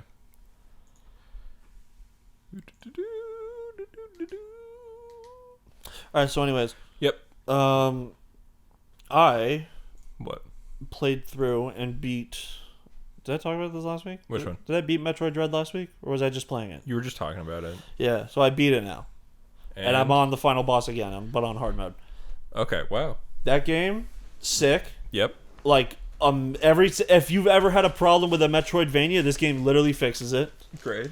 Like, you ever see, like, an energy tank? You've played Metroids before, right? Super Metroid? You ever see, like, an energy tank at, like, a spot, and then you're like, don't know where the fuck that is. Yeah. Don't know how to get to that. I'll come back to it later. And then you forget where it was, and then you look through the mini-map, and you're like, I don't know where the fuck anything is. You can mark them on the map. It does it for you. Nice. If it comes onto your screen, if you have exposed it in some way, if you see it, it'll be marked in that block. So when you look back later, it's like, oh, here's an E-tank, and it'll even then once you have the thing, like when you get fucking like the fucking spin jump thing, like the screw attack. Mm-hmm. When you get that, there's these blue blocks. They have a symbol on it. You very obviously know it's the screw attack, provided you're a fan, and you know that those blocks exist. When you encounter them, you can open up the map and you can zoom in on them, and it just says 3 question marks. Right. But then once you get the screw attack, you go look at the blue box. It's like, this is broken with the screw attack, and then you see like power bomb power ups, like to get more power bombs. You can look at them, zoom in, and it just says mystery.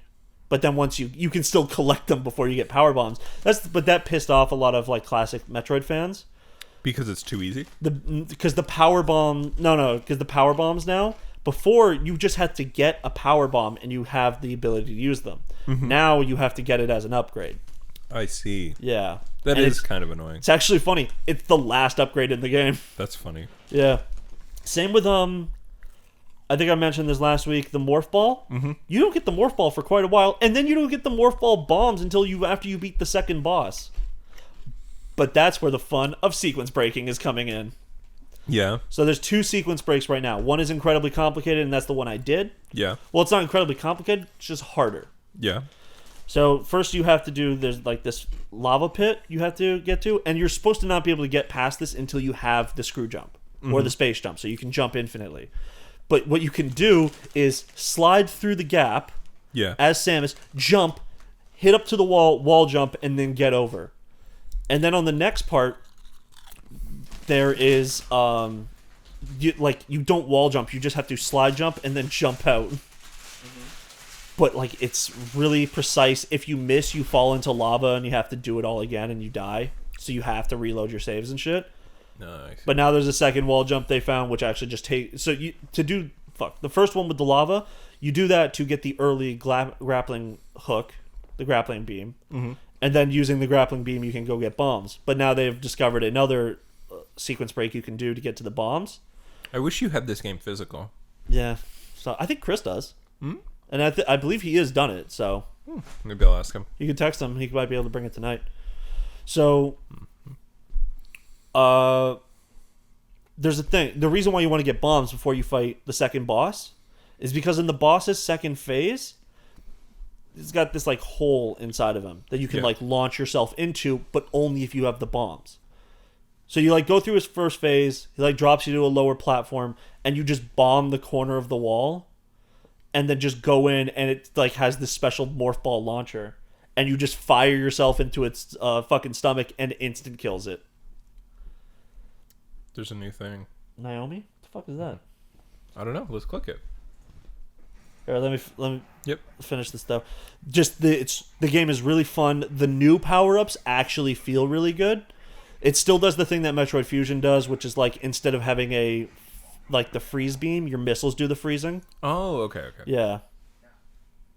All right, let's see what this Naomi thing is.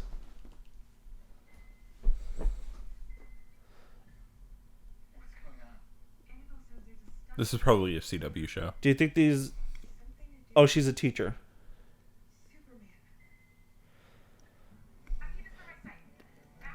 You think this high school No, or she's college? a student. This is high school. Yo, no skateboarding. What do you think this is? What a Judgment? fucking Why would you badass. do a manual just to look cool? Yes. Correct. We don't have the budget to show this on screen. What if they just did the fucking Wet Hot American Summer thing with her going like, whoa, ooh, ooh, oh, yes! Yeah. Oh my god. I think it's going to spin around and just show destruction, or she's going to have superpowers right now for some reason. She's passing out and gonna have his superpowers. I'm aware of Naomi as a superhero character, but Oh, okay, so she is a super familiar. superpowered character. Yeah. Damn, Damn. that What a- was nothing. What a teaser trailer. That's what teasers normally are. Yep. Yeah, so at the end of the Metroid Dread, Yeah. the final boss, really cool. Instead of it being like a giant fucking monster you fight, Yeah. like, you know, Mother Brain, big thing, or not Mother Brain, but the other fucking final form in Metroid. Yeah. Is that Mother Brain? Isn't it Mother Brain? Yeah, so whatever. That fucking Metroid that your fucking baby has to help you beat. Yeah. Instead, it's just Ravenbeak, which is the dude who takes your powers from you at the beginning of the game. Oh. And you can, like, the countering, like, thing you can do is integral to every fight, and it makes the fight super interesting and makes Samus look badass as fuck. Nice. And they're pretty much, like, by getting them, they're rewards to just do more damage. Right. And they're pretty forgiving. The only things that are hard to parry is the Emmys, Yeah. but everything else is pretty generous. Nice. Yeah. And I think my favorite upgrade in the game is called Storm Missiles. You can just fire multiple missiles at once. Great. Yeah, it's cool. We stand.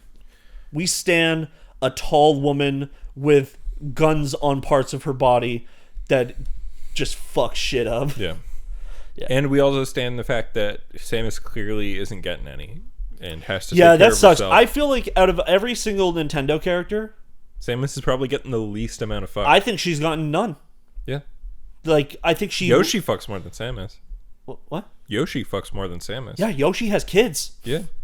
Fucking like Samus, I think she was like, if we listen to other M, which I think no one wants to, she was like in love with Adam, but Adam's dead. So, Yeah. what does it matter? Samus and Kiryu. Samus, well, Kiryu, like, honestly, I never understood that. Or after I played through all the games, I started to understand it less and less. Because in Yakuza 2, he's with Kaoru. Yeah, but he never fucks her. You don't know that. They're like together for like 3 months and then she leaves. Yeah. 3 months is a good enough time. It sounds like he fucked when he was in like high school at least. Like him and Nishiki. You weren't telling me that him and Nishiki weren't cleaning up? No, they were saving themselves for the girl that they both loved. I get okay, so Kiryu pre Yumi dying makes sense. Yeah. But then in Yakuza 5, he's dating that girl. That girl is dating him against his will. I know, but he's definitely, you know, Kiryu's a man who lets women do things. She definitely went for that dick.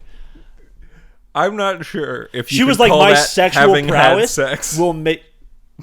Kiryu was raped by a hot woman at least, but still bad. Yeah. It's just I think Yeah. he's definitely had sex. It's not important that he's had sex. It just makes sense that he I think has. Kiryu has had sex fewer times than most people his age. Yeah, I'd say that. I'd say Kiryu is the kind of guy where he's like, we got to date for 6 months first. Yeah. And she goes to give him like, and she's like, what about other stuff? And he's like, there's other stuff? Does Kiryu eat pussy? If he knew that you could do that, he would. Yeah. Heroes don't do that. Kiryu's not a hero. He's not. He's a criminal. Yeah. But sometimes criminals He's a crime can anal. be good. Be crime anal. You think Kiryu does anal? You think Kiryu only does anal? You think Kiryu looks at butts and go, ew, poop comes from there Kiryu only does anal. with other men. Yeah. Yeah, I don't know. I think you know what sucks actually?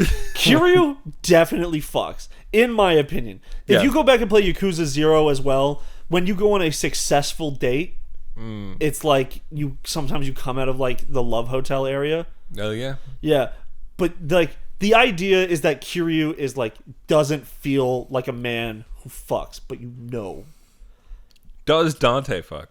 Has Dante fucked? I should say.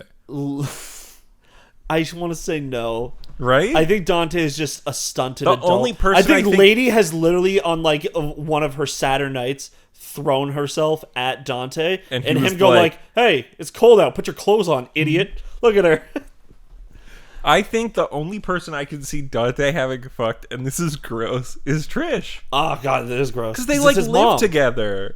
Yeah, well, Lady kind of. Lady doesn't live with them. She like stays on and off though. She'll pop in every once in a while, but she'll she has pop her own in when she place. has a job. Yeah, she has her own place. People, Nero like- and Kyrie have their own place. Well, that's an orphanage.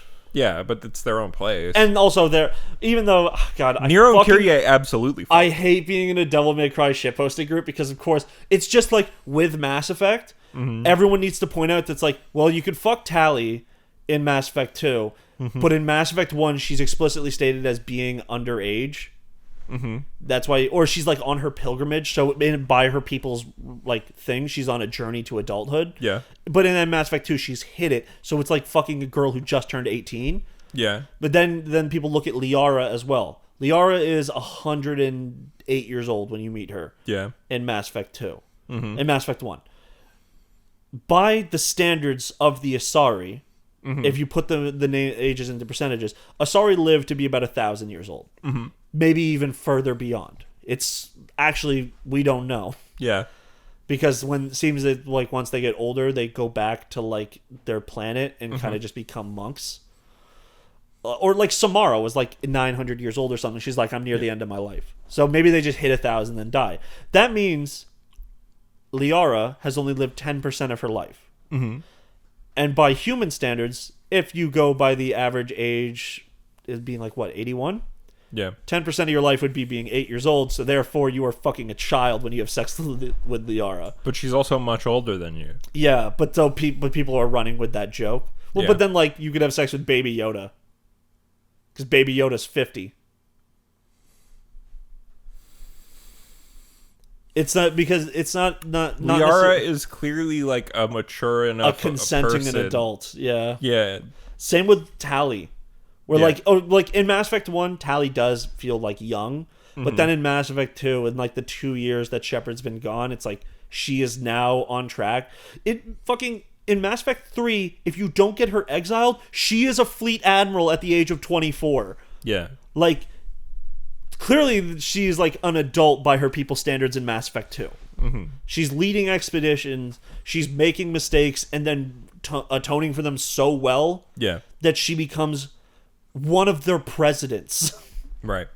But that's So like what were you going to say about the Nero Kyrie thing? Nero and Kyrie, since they were raised in the same orphanage, are technically are on the level of like siblings. It's not true. That's not how that works at all. I know. It's They're not friends. how it works.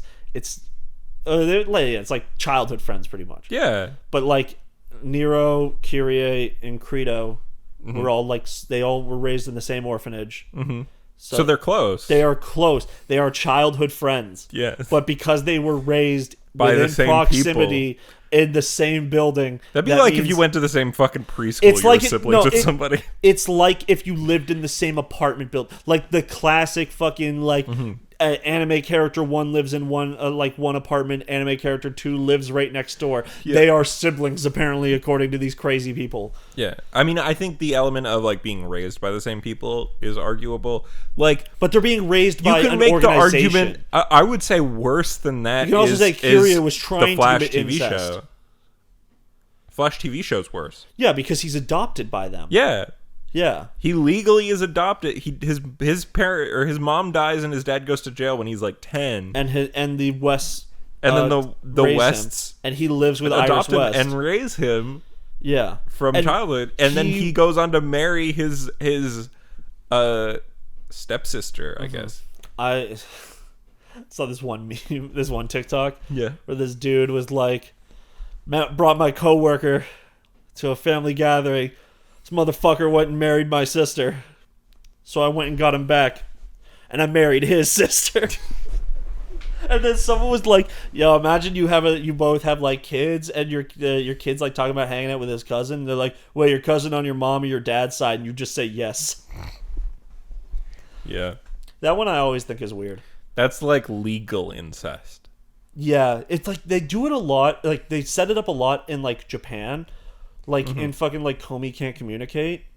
Fucking the main character and Komi, like Tadano and Komi get together, but then they have a thing with like Tadano's little sister and Komi's younger brother now like are hanging out, and it's like That's a thing that can happen in real life, but Yeah. also is like just on the edge of like, is this okay? yeah, It's like that's- arguably You know okay. what? You know when it is okay, when they get together, and like if you, I don't know if you like say well, it's say like, you had a sister and Yep. I had a sister that was close, that like they were around our ages or whatever. yeah. And I like married your sister or something, or I was hooking Yeah. up with your sister, and you never met my sister, but then you met them. After you guys were married? Or no, you like met not even in a family thing. It's like you're out somewhere and you meet this girl and she's like, Oh, like "Oh, hello, randomly? my name is Iana Barber." You bleep my last name. Sorry. Can I bleep your last name? Yeah. Okay. Thanks. Sorry, my bad.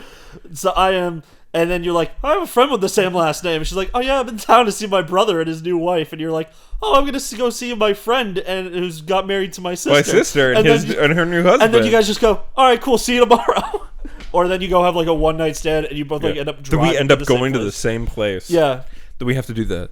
That's fun. That's fun. It's fun. yeah. It's been if you fun. meet if the two I think even if you couples get in question introduced, meet- if you're like, hey man, my sister's looking for a dude and I like you, I trust you, go date with my sister, Yeah. set you up. That's fine. Also, it's just kind of weird because yeah, your cousins are gonna be the same. yeah, But like your cousin, but you it's- and your cousins are actually almost siblings in their Yeah. own right.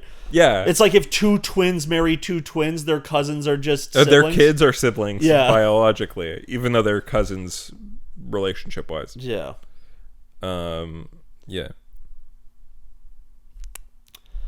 it's crazy. that is crazy. Why were we talking about this? I don't remember. Like, what if Lady had a Oh, long lost sister? that's what it was. We were talking about Kyrie and Nero, Yeah, yeah, and how people and that who are effectively not siblings. they are not siblings, but they were raised in proximity to each other. God forbid. God forbid you marry someone you knew as a kid. Kyrie and Nero, honestly, because of their religious back. Well, we don't know how their religion works, but we all. They've do- absolutely fucked. They're married. No, they aren't. Yeah, they are. No, they aren't. By 5, they've married. They are not married. They are so. No, they are not. Yes, they are. Bro, they are not. Nero wears a ring, I think. I'm on the hand that gets ripped off. So he's single, Wow. baby. What a fucking bitch move. Wow, Virgil's like, "Oh, one of these Fortuna whores got you." There was like a really good comic actually, Yeah. where it's like Dante and Virgil like talking in hell. He's like, "So what is near like him just like trying to learn about his son or whatever?" And he's just like, so what does Nero do? And he runs a fucking orphanage with his like girlfriend. And Virgil's like, oh, he has a girlfriend. Where did he meet her? And he's like, Fortuna. And he's like pulling the sword back, and he's like, I gotta go save my son. Those women are whores. They trap you. It's like, it's a good joke. But he's also from Fortuna. Well, the women of Fortuna are special. Oh god, the wiki is getting to me. What? On the Devil May Cry wiki, which is a fan-run wiki. Yes. If you look at relations, it's like Sparta, paternal grandfather, Eva, paternal grandmother, Virgil, father, Dante, uncle, Credo, adoptive brother deceased, Kyrie, adoptive sister.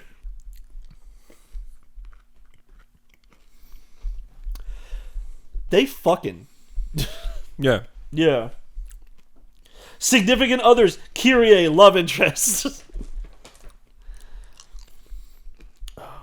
It's I'm gonna say they're married. Yeah, we don't know how Fortuna weddings work. Maybe they are. Also, if like real time passed between 4 and 5, which like there's an argument to be made that it did, because Dante it would looks be much like older. 9 years. 9 or 10 years. If you're dating that long, bro, get married. Fuck.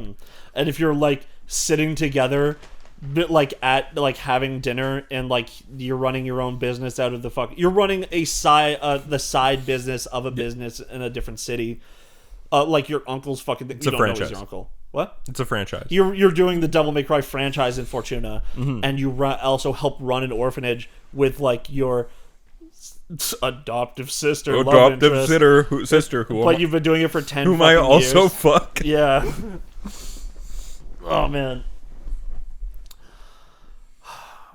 Devil May Cry. Japan's weird. Yeah. So yeah, Kiryu also wanted to fuck his sister.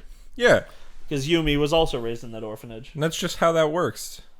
Is that another Shazam behind the scenes? Ooh, baby. And then Shazam 2. And then Sweet Tooth, which... panel. Oh, no, yeah, I was going to say, that's a DC, but it's Netflix. Okay. Isn't Sandman, wasn't that all supposed to be Netflix or something? It is going to be Netflix. Oh, okay. It's coming out soon. Yeah. I'm hyped for it. I hope it's good. Yeah. Because that comic is fucking great. Would you like to do Bag of Comics? I would love to do the Bag of Comics. Is there any incest in this? There might be. Maybe, we don't know. Things change. Let's see. So first up, we got Hardware number 2 from Milestone. There was a great Milestone little panel here today, and I don't know if I said this earlier on the podcast or just to Ian, but I was like, wow, they confirmed that the Static Shock live action movie is still going through. They're going to do an animated Milestone characters movie. They're doing more of the comics, which is great. And they're doing a couple giant compendiums of like the classic 90s Milestone comics because they're not really in print anymore. Yeah. Which is rad. And I'll probably pick those giant compendiums up because like I like Milestone. But of course, it got ruined by the fact that the Twitch or the YouTube chat from IGN fucking popped up on the side. Uh-huh. And it was like, who fucking cares? Shut the fuck up about black people. Of course. And it's like, Of course they were. But anyway, support Milestone Returns if you like cool superhero shit that's like well done. It's great. Hardware is cool. He's like if Iron Man was Punisher and also black. It's good. It's a good book. I'm liking it.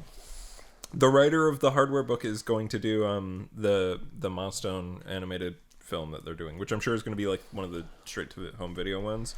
But I might take a look at that because I like Milestone. I like Static Shock and all those guys. Second issue of Harley Quinn, the animated series, the Bang Kill Tour came out. And they go to Catwoman's house. Now I gotta go on a hike this week. Yep. They go to Catwoman's house. You know what's funny, actually? Yeah. On my hikes, I keep only reading fucking material that specifically has lesbians in it. Well, that's the life, man. Well, because I read, first hike I went on, I read the Harley Quinn. Yeah. But then I have also Then you had started reading that book. I've started finishing it. Yeah. Yeah, now I'm on the final volume. Nice. So. Next up, we got Blue and Gold, number 3 of 8. Which this book's still great. I'm still enjoying it. Ooh, look at that car. Yeah, it's one of the Blue Beetle's car, but not the Hispanic Blue Beetle, the white one. They're both good. I like Ted Kord and I like Jaime Reyes. They're both great. Superman and the Authority number 4 of 4. They finished this series and it's going to lead into Action Comics and War World and stuff. I've liked this book quite a lot. It's really cool and weird, and I liked it. Also, they fight a guy who is a literal white supremacist at one point in this book. Fuck yeah. Hell yeah. May's book number 2, continuing this cool book that's sad and about having a dead daughter, but also like other shit, and it's great. And I like Jeff Lemire. Now this book is the one right here, Batman the Imposter number 1 of 3. This I think you might like. This is my big one. So I was like interested in this, but I'm like I'll take it with a grain of salt. It's an early Batman. It's a little more realistic, a little more gritty, a little more. Excuse me. It's got a little bit of the brutal Batman to it. It's written by the writer of the upcoming film The Batman. Ooh. Yep. This comic is, and this comic's really cool. The pitch is that early in Batman's career, either 3 years in or 1 year in, depending on what part of the book you're reading, which is a weird like editorial mistake, I guess. Yeah. But there is an imposter Batman. There's another Batman who's sus, and he's killing people. Yeah. And so Batman's got to figure out who it is. But also, the more importantly, the better pitch is, you know how there's Dr. Thompson from Batman? She's like a Leslie Thompson. Or sorry, is it Thompson or Tompkins? I don't remember. Anyway, she is like a classic Batman character. And so they've reworked her in this to be kind of the only character that can talk shit to Batman. Because Batman goes to her for help. And she finds out that Bruce Wayne is Batman. And she knows Bruce Wayne previously because she was his child psychologist. And so she says, you have to come to therapy or else I'm going to tell people Bruce Wayne's Batman. So Batman is being forced to do therapy. As Batman? No, as Bruce Wayne. Okay. She knows it's Bruce Wayne. I think it would be funny to be like in the therapist. costume. Yeah. You go like to see someone as a therapist. Deeply unhealthy. Yeah. Well, like the therapist's whole objective would be like, Please I understand that you were told to get therapy while you were dressed up as Batman. Well, he's getting therapy with her. Like she's a psychologist. Oh, okay, cool. Yeah. All right. Yeah.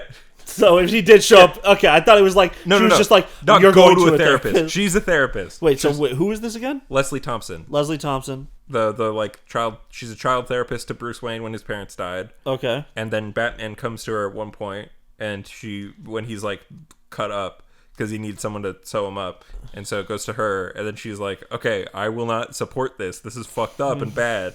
Like, I'm sorry, I'm clearly to do my fucking job. Like you need to come to therapy or else I'm going to tell the police because you need to be like taken care of. You are ill, sir. Unfortunately, you are ill enough to go into Arkham Asylum, but you would be murdered. But yeah, so it's a really good book. It's neat. I like the art. I like the story so far. Obviously, it could shit the bed in the next 2 issues. Yeah. Before it ends, but I like it. I think it's cool. I think you might want to check it out. Honestly, not just because I want you to read more comics in general. Like I think take a gander at this one. It's neat. It's Black Label, so I think people say fuck in this. I don't remember. Ooh. Batman calls someone the F slur. But yeah, it's neat. I hope it's not like, and that's why brutal Batman's good. It seems like it's leaning towards maybe Batman needs to be a more caring type person. Yeah. Ow, my dick. Damn, dude. This doesn't have a lesbian in it. Wait, did you say they're the first? Huh? This is the first issue, yeah. Okay, then yeah. So I thought you said it was the third before. No. There's So. 2. There's gonna be 3 total. Okay. Yeah. Before you get into your volumes, Yeah. were you going to talk about those, right? Or did you just have them there? This one? Oh, I'm gonna talk about those. But I also have Are You Afraid of the Dark Side? Oh yeah, start that. Because we do thins and Yep. then volumes. Yep. So this is a little collection of short stories in the DC universe, and it's fine. Yeah. Just I fun? thought it would be more fun than it was. Oh, so it just kind of turned out to be bland. It was just kind of. They didn't get, like, unique It with it wasn't or scary. anything? It wasn't scary. Wasn't funny. Didn't laugh. But wasn't scary. Didn't go. Oh. Yeah. So Yeah. to interrupt Comics Corner, bag of comics, whatever. Yeah. I've been playing Back for Blood, a game I have played the beta for twice. Yeah. The game, all my problems with it are pretty much fixed. That's good. Like the hub world, still, wish it wasn't there, but you can just open up a menu and scroll through it anyways. Okay. And it does. The hub world actually runs fine. There's no fucking frame drops, which there was like tons before. Because I think because the hub world actually exists within a level. Oh. So it's like the first 4 levels remain the same. You are in the middle of a town and you fight across a bridge and then you blow up the bridge. But then you return to where the hub world is, at which is a big fort called Fort Hope, Yeah. and it's being attacked. And so I think what the problem was is they were developing those levels. Yeah. And they were leaving the outside part of the level still intact in the world. Oh. So it was So it loading. was still loaded in. So Yeah. it was trying to load in like 4 levels at once, Yeah. essentially. So then after that, the game is a lot longer than Left 4 Dead. Yeah. Like Left 4 Dead is like 4 levels, like 15 minutes per section, so like an hour, and then there's like 4 acts, and that's it. Yeah. Sometimes they added more, yeah. Yeah, and like there was like an Act 5 they added in later on. And then they did And like then they some also added bonus the ones. entirety of Left 4 Dead 1 into Left 4 Dead 2, but that's still 2 games. So Back for Blood, the first 4 levels is not the end of Act 1. Then there is 2 levels about defending the fort and fighting a boss. Okay. Then there is 3 more levels about getting supplies and bringing them to a spot they are holding them out. Yeah. And then there is 4 more levels about destroying a local hive filled with Ridden. And then that's the end of Act 1. That's the end of Act 1. And there's 3 acts, I'm The assuming. ending of Act 1 is honestly kind of disappointing because it's like a single arena you fall into, and you just have to load this like old-timey howitzer and blow up the entrance, and that's the end of it. Oh. But like you can do it really quickly. I did it in 3 minutes. Like Is there crossplay, yes or no? yeah, we were playing with Michael and Ryan, and they play on Xbox. And you have I have PS5. don't know about that one though. Okay. Look into it, and I will buy the game to play with you. Well, But you have to look into it for me because I need to delegate things to you because I'm your boss here. well, now I'm going to take my time. All right. But I am your boss, and you have to do it at some point. Yeah, okay, sure. I have only come across Xbox and PC players right now. Yo. Then also, like, I think on like maybe on low settings, your PC might be able to run it. You can also check before. I don't think my PC will be able to run it, honestly. It's pretty old at this point. Yeah. It's like 5 or so years old The game now. seems fine to play on controller as well. Yeah. The card system is good but bad. Fine. It's like whatever. I've seen that like once you unlock a lot of cards, how Can it you can like be abuse busted. the fuck out of it? Yeah. Yeah. Like I saw one guy who was just. Is it a roguelike? I thought somebody said it was a roguelike. I online. would say roguelike how Left 4 Dead is a roguelike. Oh, so it's not a roguelike. No. It's Okay. it's you start a run. Yeah. And it every single time you need to restart that level, or like so if you die you get to pick an additional card. Okay, so you just have to beat the level. Yeah, well it's not like like you can start in Act 2. You don't have to start from the beginning of the game every time. Oh, so it's just the level. It's not even the act that you have to restart. No. It's just the level. It's that you can play. So if you start from the beginning of Act 1, you get a starter card and you get to pick a card from your deck. You play through it, and then when you get to the second part of like 1-2, you get to pick a new card. So then when you get to 1-3, So it's better to play in a row. No, it doesn't matter. You get more cards. If you start at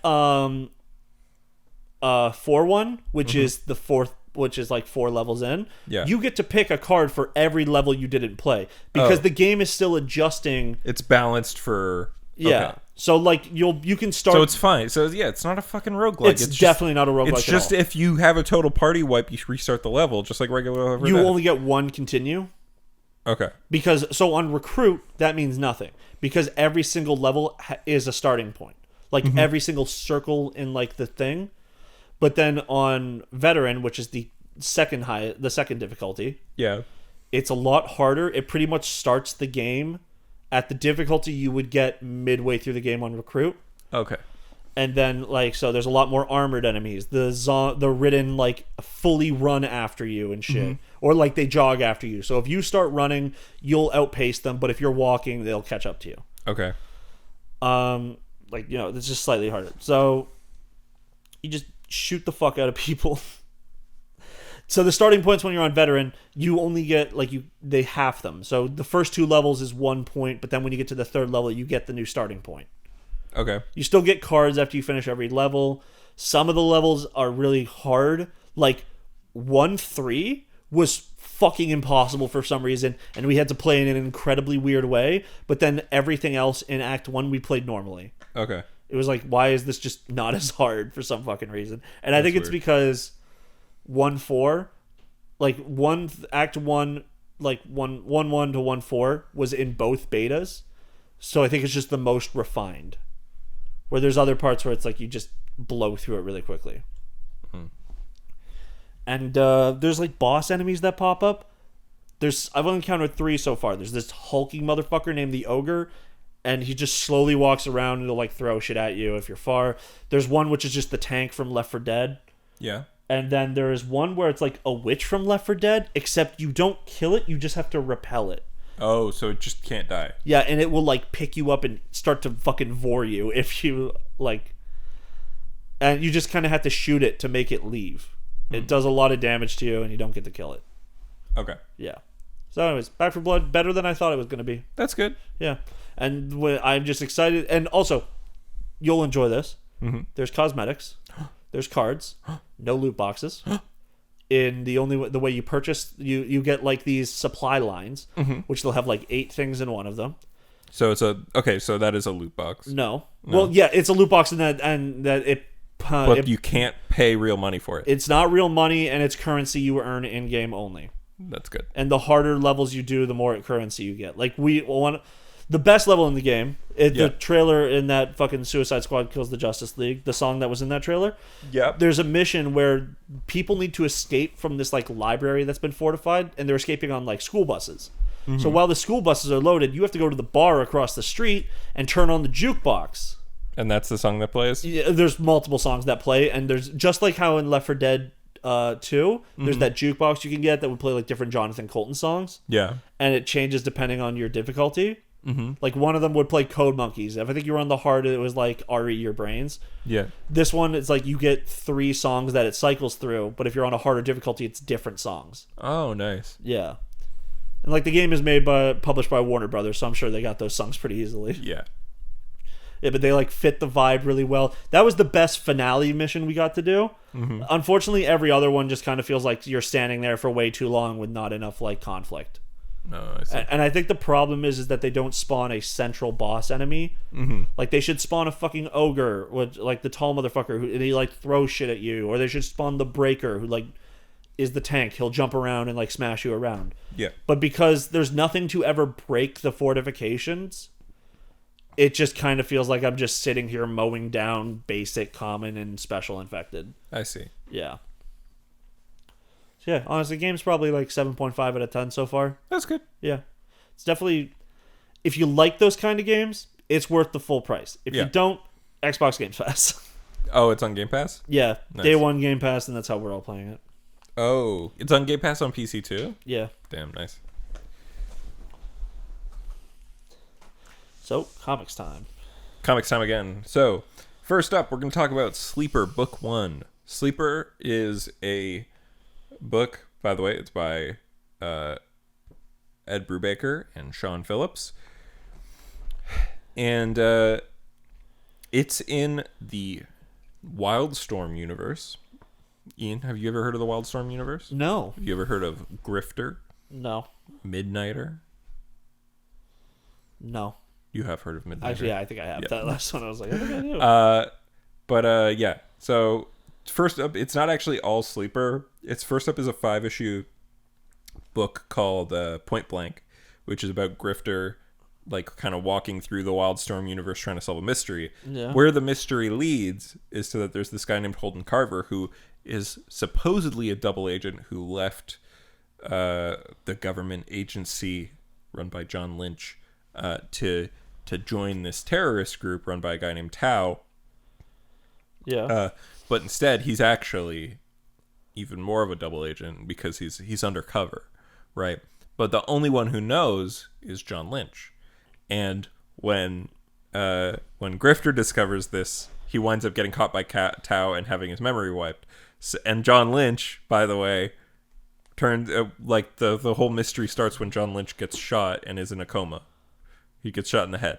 So like, so wait, he gets out of the coma. No, John Lynch goes into a coma because he gets shot in the head. Yeah, goes into a coma because he got shot in the head, and Grifter, who's trying to solve this mystery, solves it, but then gets his memory wiped. Oh. So then Holden Carver, the double agent, the undercover agent, has nobody who knows that he's undercover, and he's with this terrorist group, and so that leads into the book Sleeper, the actual book Sleeper, also called Sleeper Season 1, where it's about Holden Carver trying to like maintain his cover and figure out what the fuck's going on, and like, you know, that classic like undercover person thing, like growing like more sympathetic for the people whom he is staying with, right? Yeah. Which is cool, and I like that type of story. It's really neat, although Point Blank really makes fucking Grifter seem like a bad dude, and part of this is like, this is from the year 2002, but like the first thing that Grifter does is like say something transphobic in the book. Good for him. The first thing he says is like, learning the truth is like realizing that the girl you just slept with is trans. Gross. Oh, that's so gay. She had a penis. At one point in her life, she had a penis. That's faggy. No, she has a penis. I think he says is a pre-op tranny. Oh, okay. You just got to do butt stuff. 2002. Was this written in 2002? Yeah. Oh, okay. So they are actually trying to be like, gross, dude. Yeah, I know. Is it maybe supposed to be that Grifter's kind of a piece of shit? Maybe. Yeah. Like, Ed Brubaker has since written stuff that's a lot less that. Yeah, so, but, you know, he's like a product of his time back then. Yeah. Yeah. It does feature Midnighter, who is gay. Mm-hmm. But it also features people saying, that's gay, bro. So who knows? It is old. It has aged. But the parts of it, once it gets into actual Sleeper, it's like a lot less like that. Yeah. It's just kind of the first 5 issues that are like that, which is maybe why I think it might be just trying to characterize Grifter as a bit of a piece of shit, and that it's like he was a bit ahead of his time, trying to be like, no, this guy saying that it's gay is because he's homophobic, like, you know, because Ed Brubaker does tend to have like more sympathy for LGBT characters in his stuff when he features them. But yeah, this book's really cool. The problem is that they didn't wind up making the second volume in a reprint when they reprinted this first volume. So I'm going to have to try to find like a fucking 2009 copy of Sleeper Season 2. Okay. Which is annoying. Just how it is. Yeah. But yeah, this is a cool book. If you haven't heard of it, check her out. If you're okay with those things where I say it has not aged well in some ways. But overall, still a good book. And then we got The Underwater Welder, which you talked about last week, didn't you? No, I didn't. Or I think I told you about it last week. Oh, okay. So just to go through really quick, Underwater Welder is about a guy named Jack Joseph, which is a kind of shitty name, TBH. Yeah. Essentially, he is an underwater welder for an oil rig off the coast of Nova Scotia, a fake town in Nova Scotia, I believe so. Halifax. No, it's like a small town, but it's not real. I think it's fictional. But his wife is pregnant with a son, and you know, he is like experiencing self-doubt and like not okay about it, and he's feeling all fucked up about it. His own father disappeared when he was only like 10 years old. Yeah. And he's kind of over the course of the book, he's like experiencing things that are like creepy and weird and interesting, but also like kind of realizing himself like getting more and more obsessed with his father's disappearance and realizing how much that's shaped the life he has, and like also discovering that he's like turning into his dad in the way, whereas like dad wasn't great, but that's like rough. Yeah, right. And so it's this like really beautiful story that's also like, it's well written, it's well done, it's got some little like horror elements to it, but it's really like more of a character study and mystery and I liked it a lot. Huh. Okay, that's good. Yeah, it's really cool. Yeah. Jeff Lemire is one of the best. He's Canadian. He's from around here. He lives in Toronto, I believe, still. Ooh. To the T.O? Yep. Man, I bet he's repping everywhere we go. The new Batman trailer dropped, by the way. Yeah, it did. There it is. That's not. But first, That's behind the scenes. Go open up Discord. I sent it to you. okay. But what the real star of the show is Super Pets. Yeah. In case you didn't see it, I'm not going to put all these fucking trailers because every time I put a trailer, I get a fucking copyright strike. So you're just going to hear our reactions and what comes out of the TV. Which trailers did we watch today, anyways? All of them. Oh, yeah. Catwoman. Mm-hmm.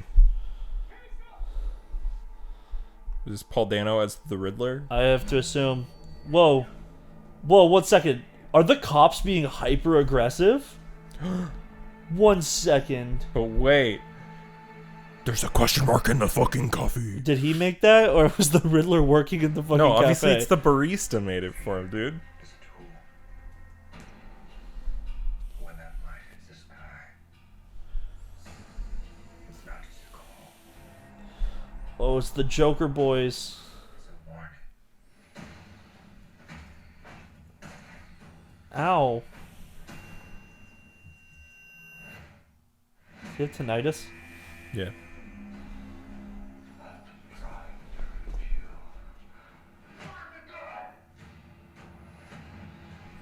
They're doing more Jigsaw style Riddler, So what, is he in prison?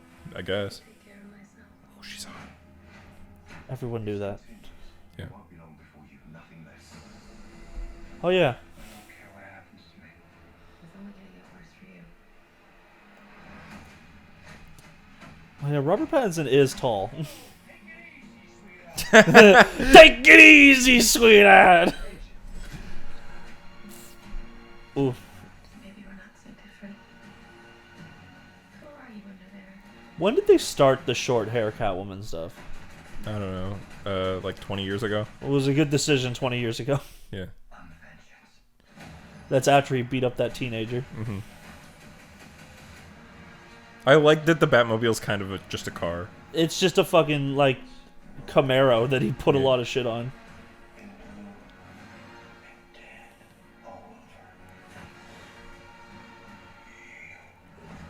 Do you think this is supposed to be, like, a young Batman? Yeah.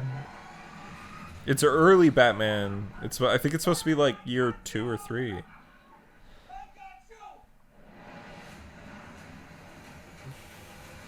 Haha, I had a second car hidden inside of my real car. Because, like, you know, it seems like he was beating up that dude, and Catwoman was like, "Whoa, bro." That's fucked up to do, yeah. Yeah, so maybe it's like like he's Yeah. a lot more aggressive. I think that's what it is. That's why he beat up that teenager earlier. Yeah, In the other trailer. the fucking edits of that trailer of him, like, punching him for like 30 seconds, and then he just Yeah. goes, "No littering." So funny. It's fucking hilarious. Yeah. That's what you get. Well, hey, that for fucking website jaywalking. was like correct. What? I read that website that was like, "Oh, they're probably going to show up at like 4:45 because people would tune out afterwards," and they were right. It Yeah. was like 4:50. It came But out. where is the Harley Quinn? Maybe that's the real end. The real end. Harley Quinn and Young Justice. Are they still streaming? I think so. Just search for like on IGN. Yeah, it's still streaming. Hold on, let me just click on it real quick. Oh we got God! another ad. Stop it with this shit. Jason Momoa is actually doing cultural appropriation. Yeah, because he's not white. Yeah, and we should all get really upset about it, like how white dudes got it at the end of the God of War Ragnarok trailer. Oh, this is it looks like it's done. Yeah, sizzle reel. That's Cruella. That's not a That's DC the movie green at light. all. Yeah, That was Venom. That's not a DC movie at all. yeah.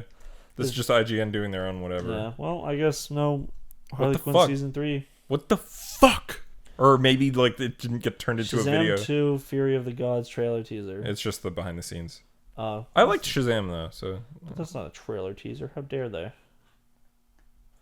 Yeah, I don't know why I sent that to you anymore. because we love both of them. Yeah, we love Princess Peach and the guy who should actually be playing Mario. Whoa, that's Italiophobic of you, and you know it. Anyway, thanks so much. Yeah. Thanks so much for watching and or listening. If you want to find us, we are at youtube.com/NAScomedy, where you can see us in full video. Or you can find us on any app that allows you to watch podcasts, or rather listen to them. And you could also alternately, if you want to follow us on social media, you can find me at The Media Hole on Twitter, at The Media Hole on TikTok, at twitch.tv/The Media Hole, and www.whenyourballs.tumblr.com. And if you want to find Ian on social media, he's pretty much everywhere at StrugglesV. Today he just caught some fire for saying that Milestone Comics shouldn't exist because comics aren't allowed for black people.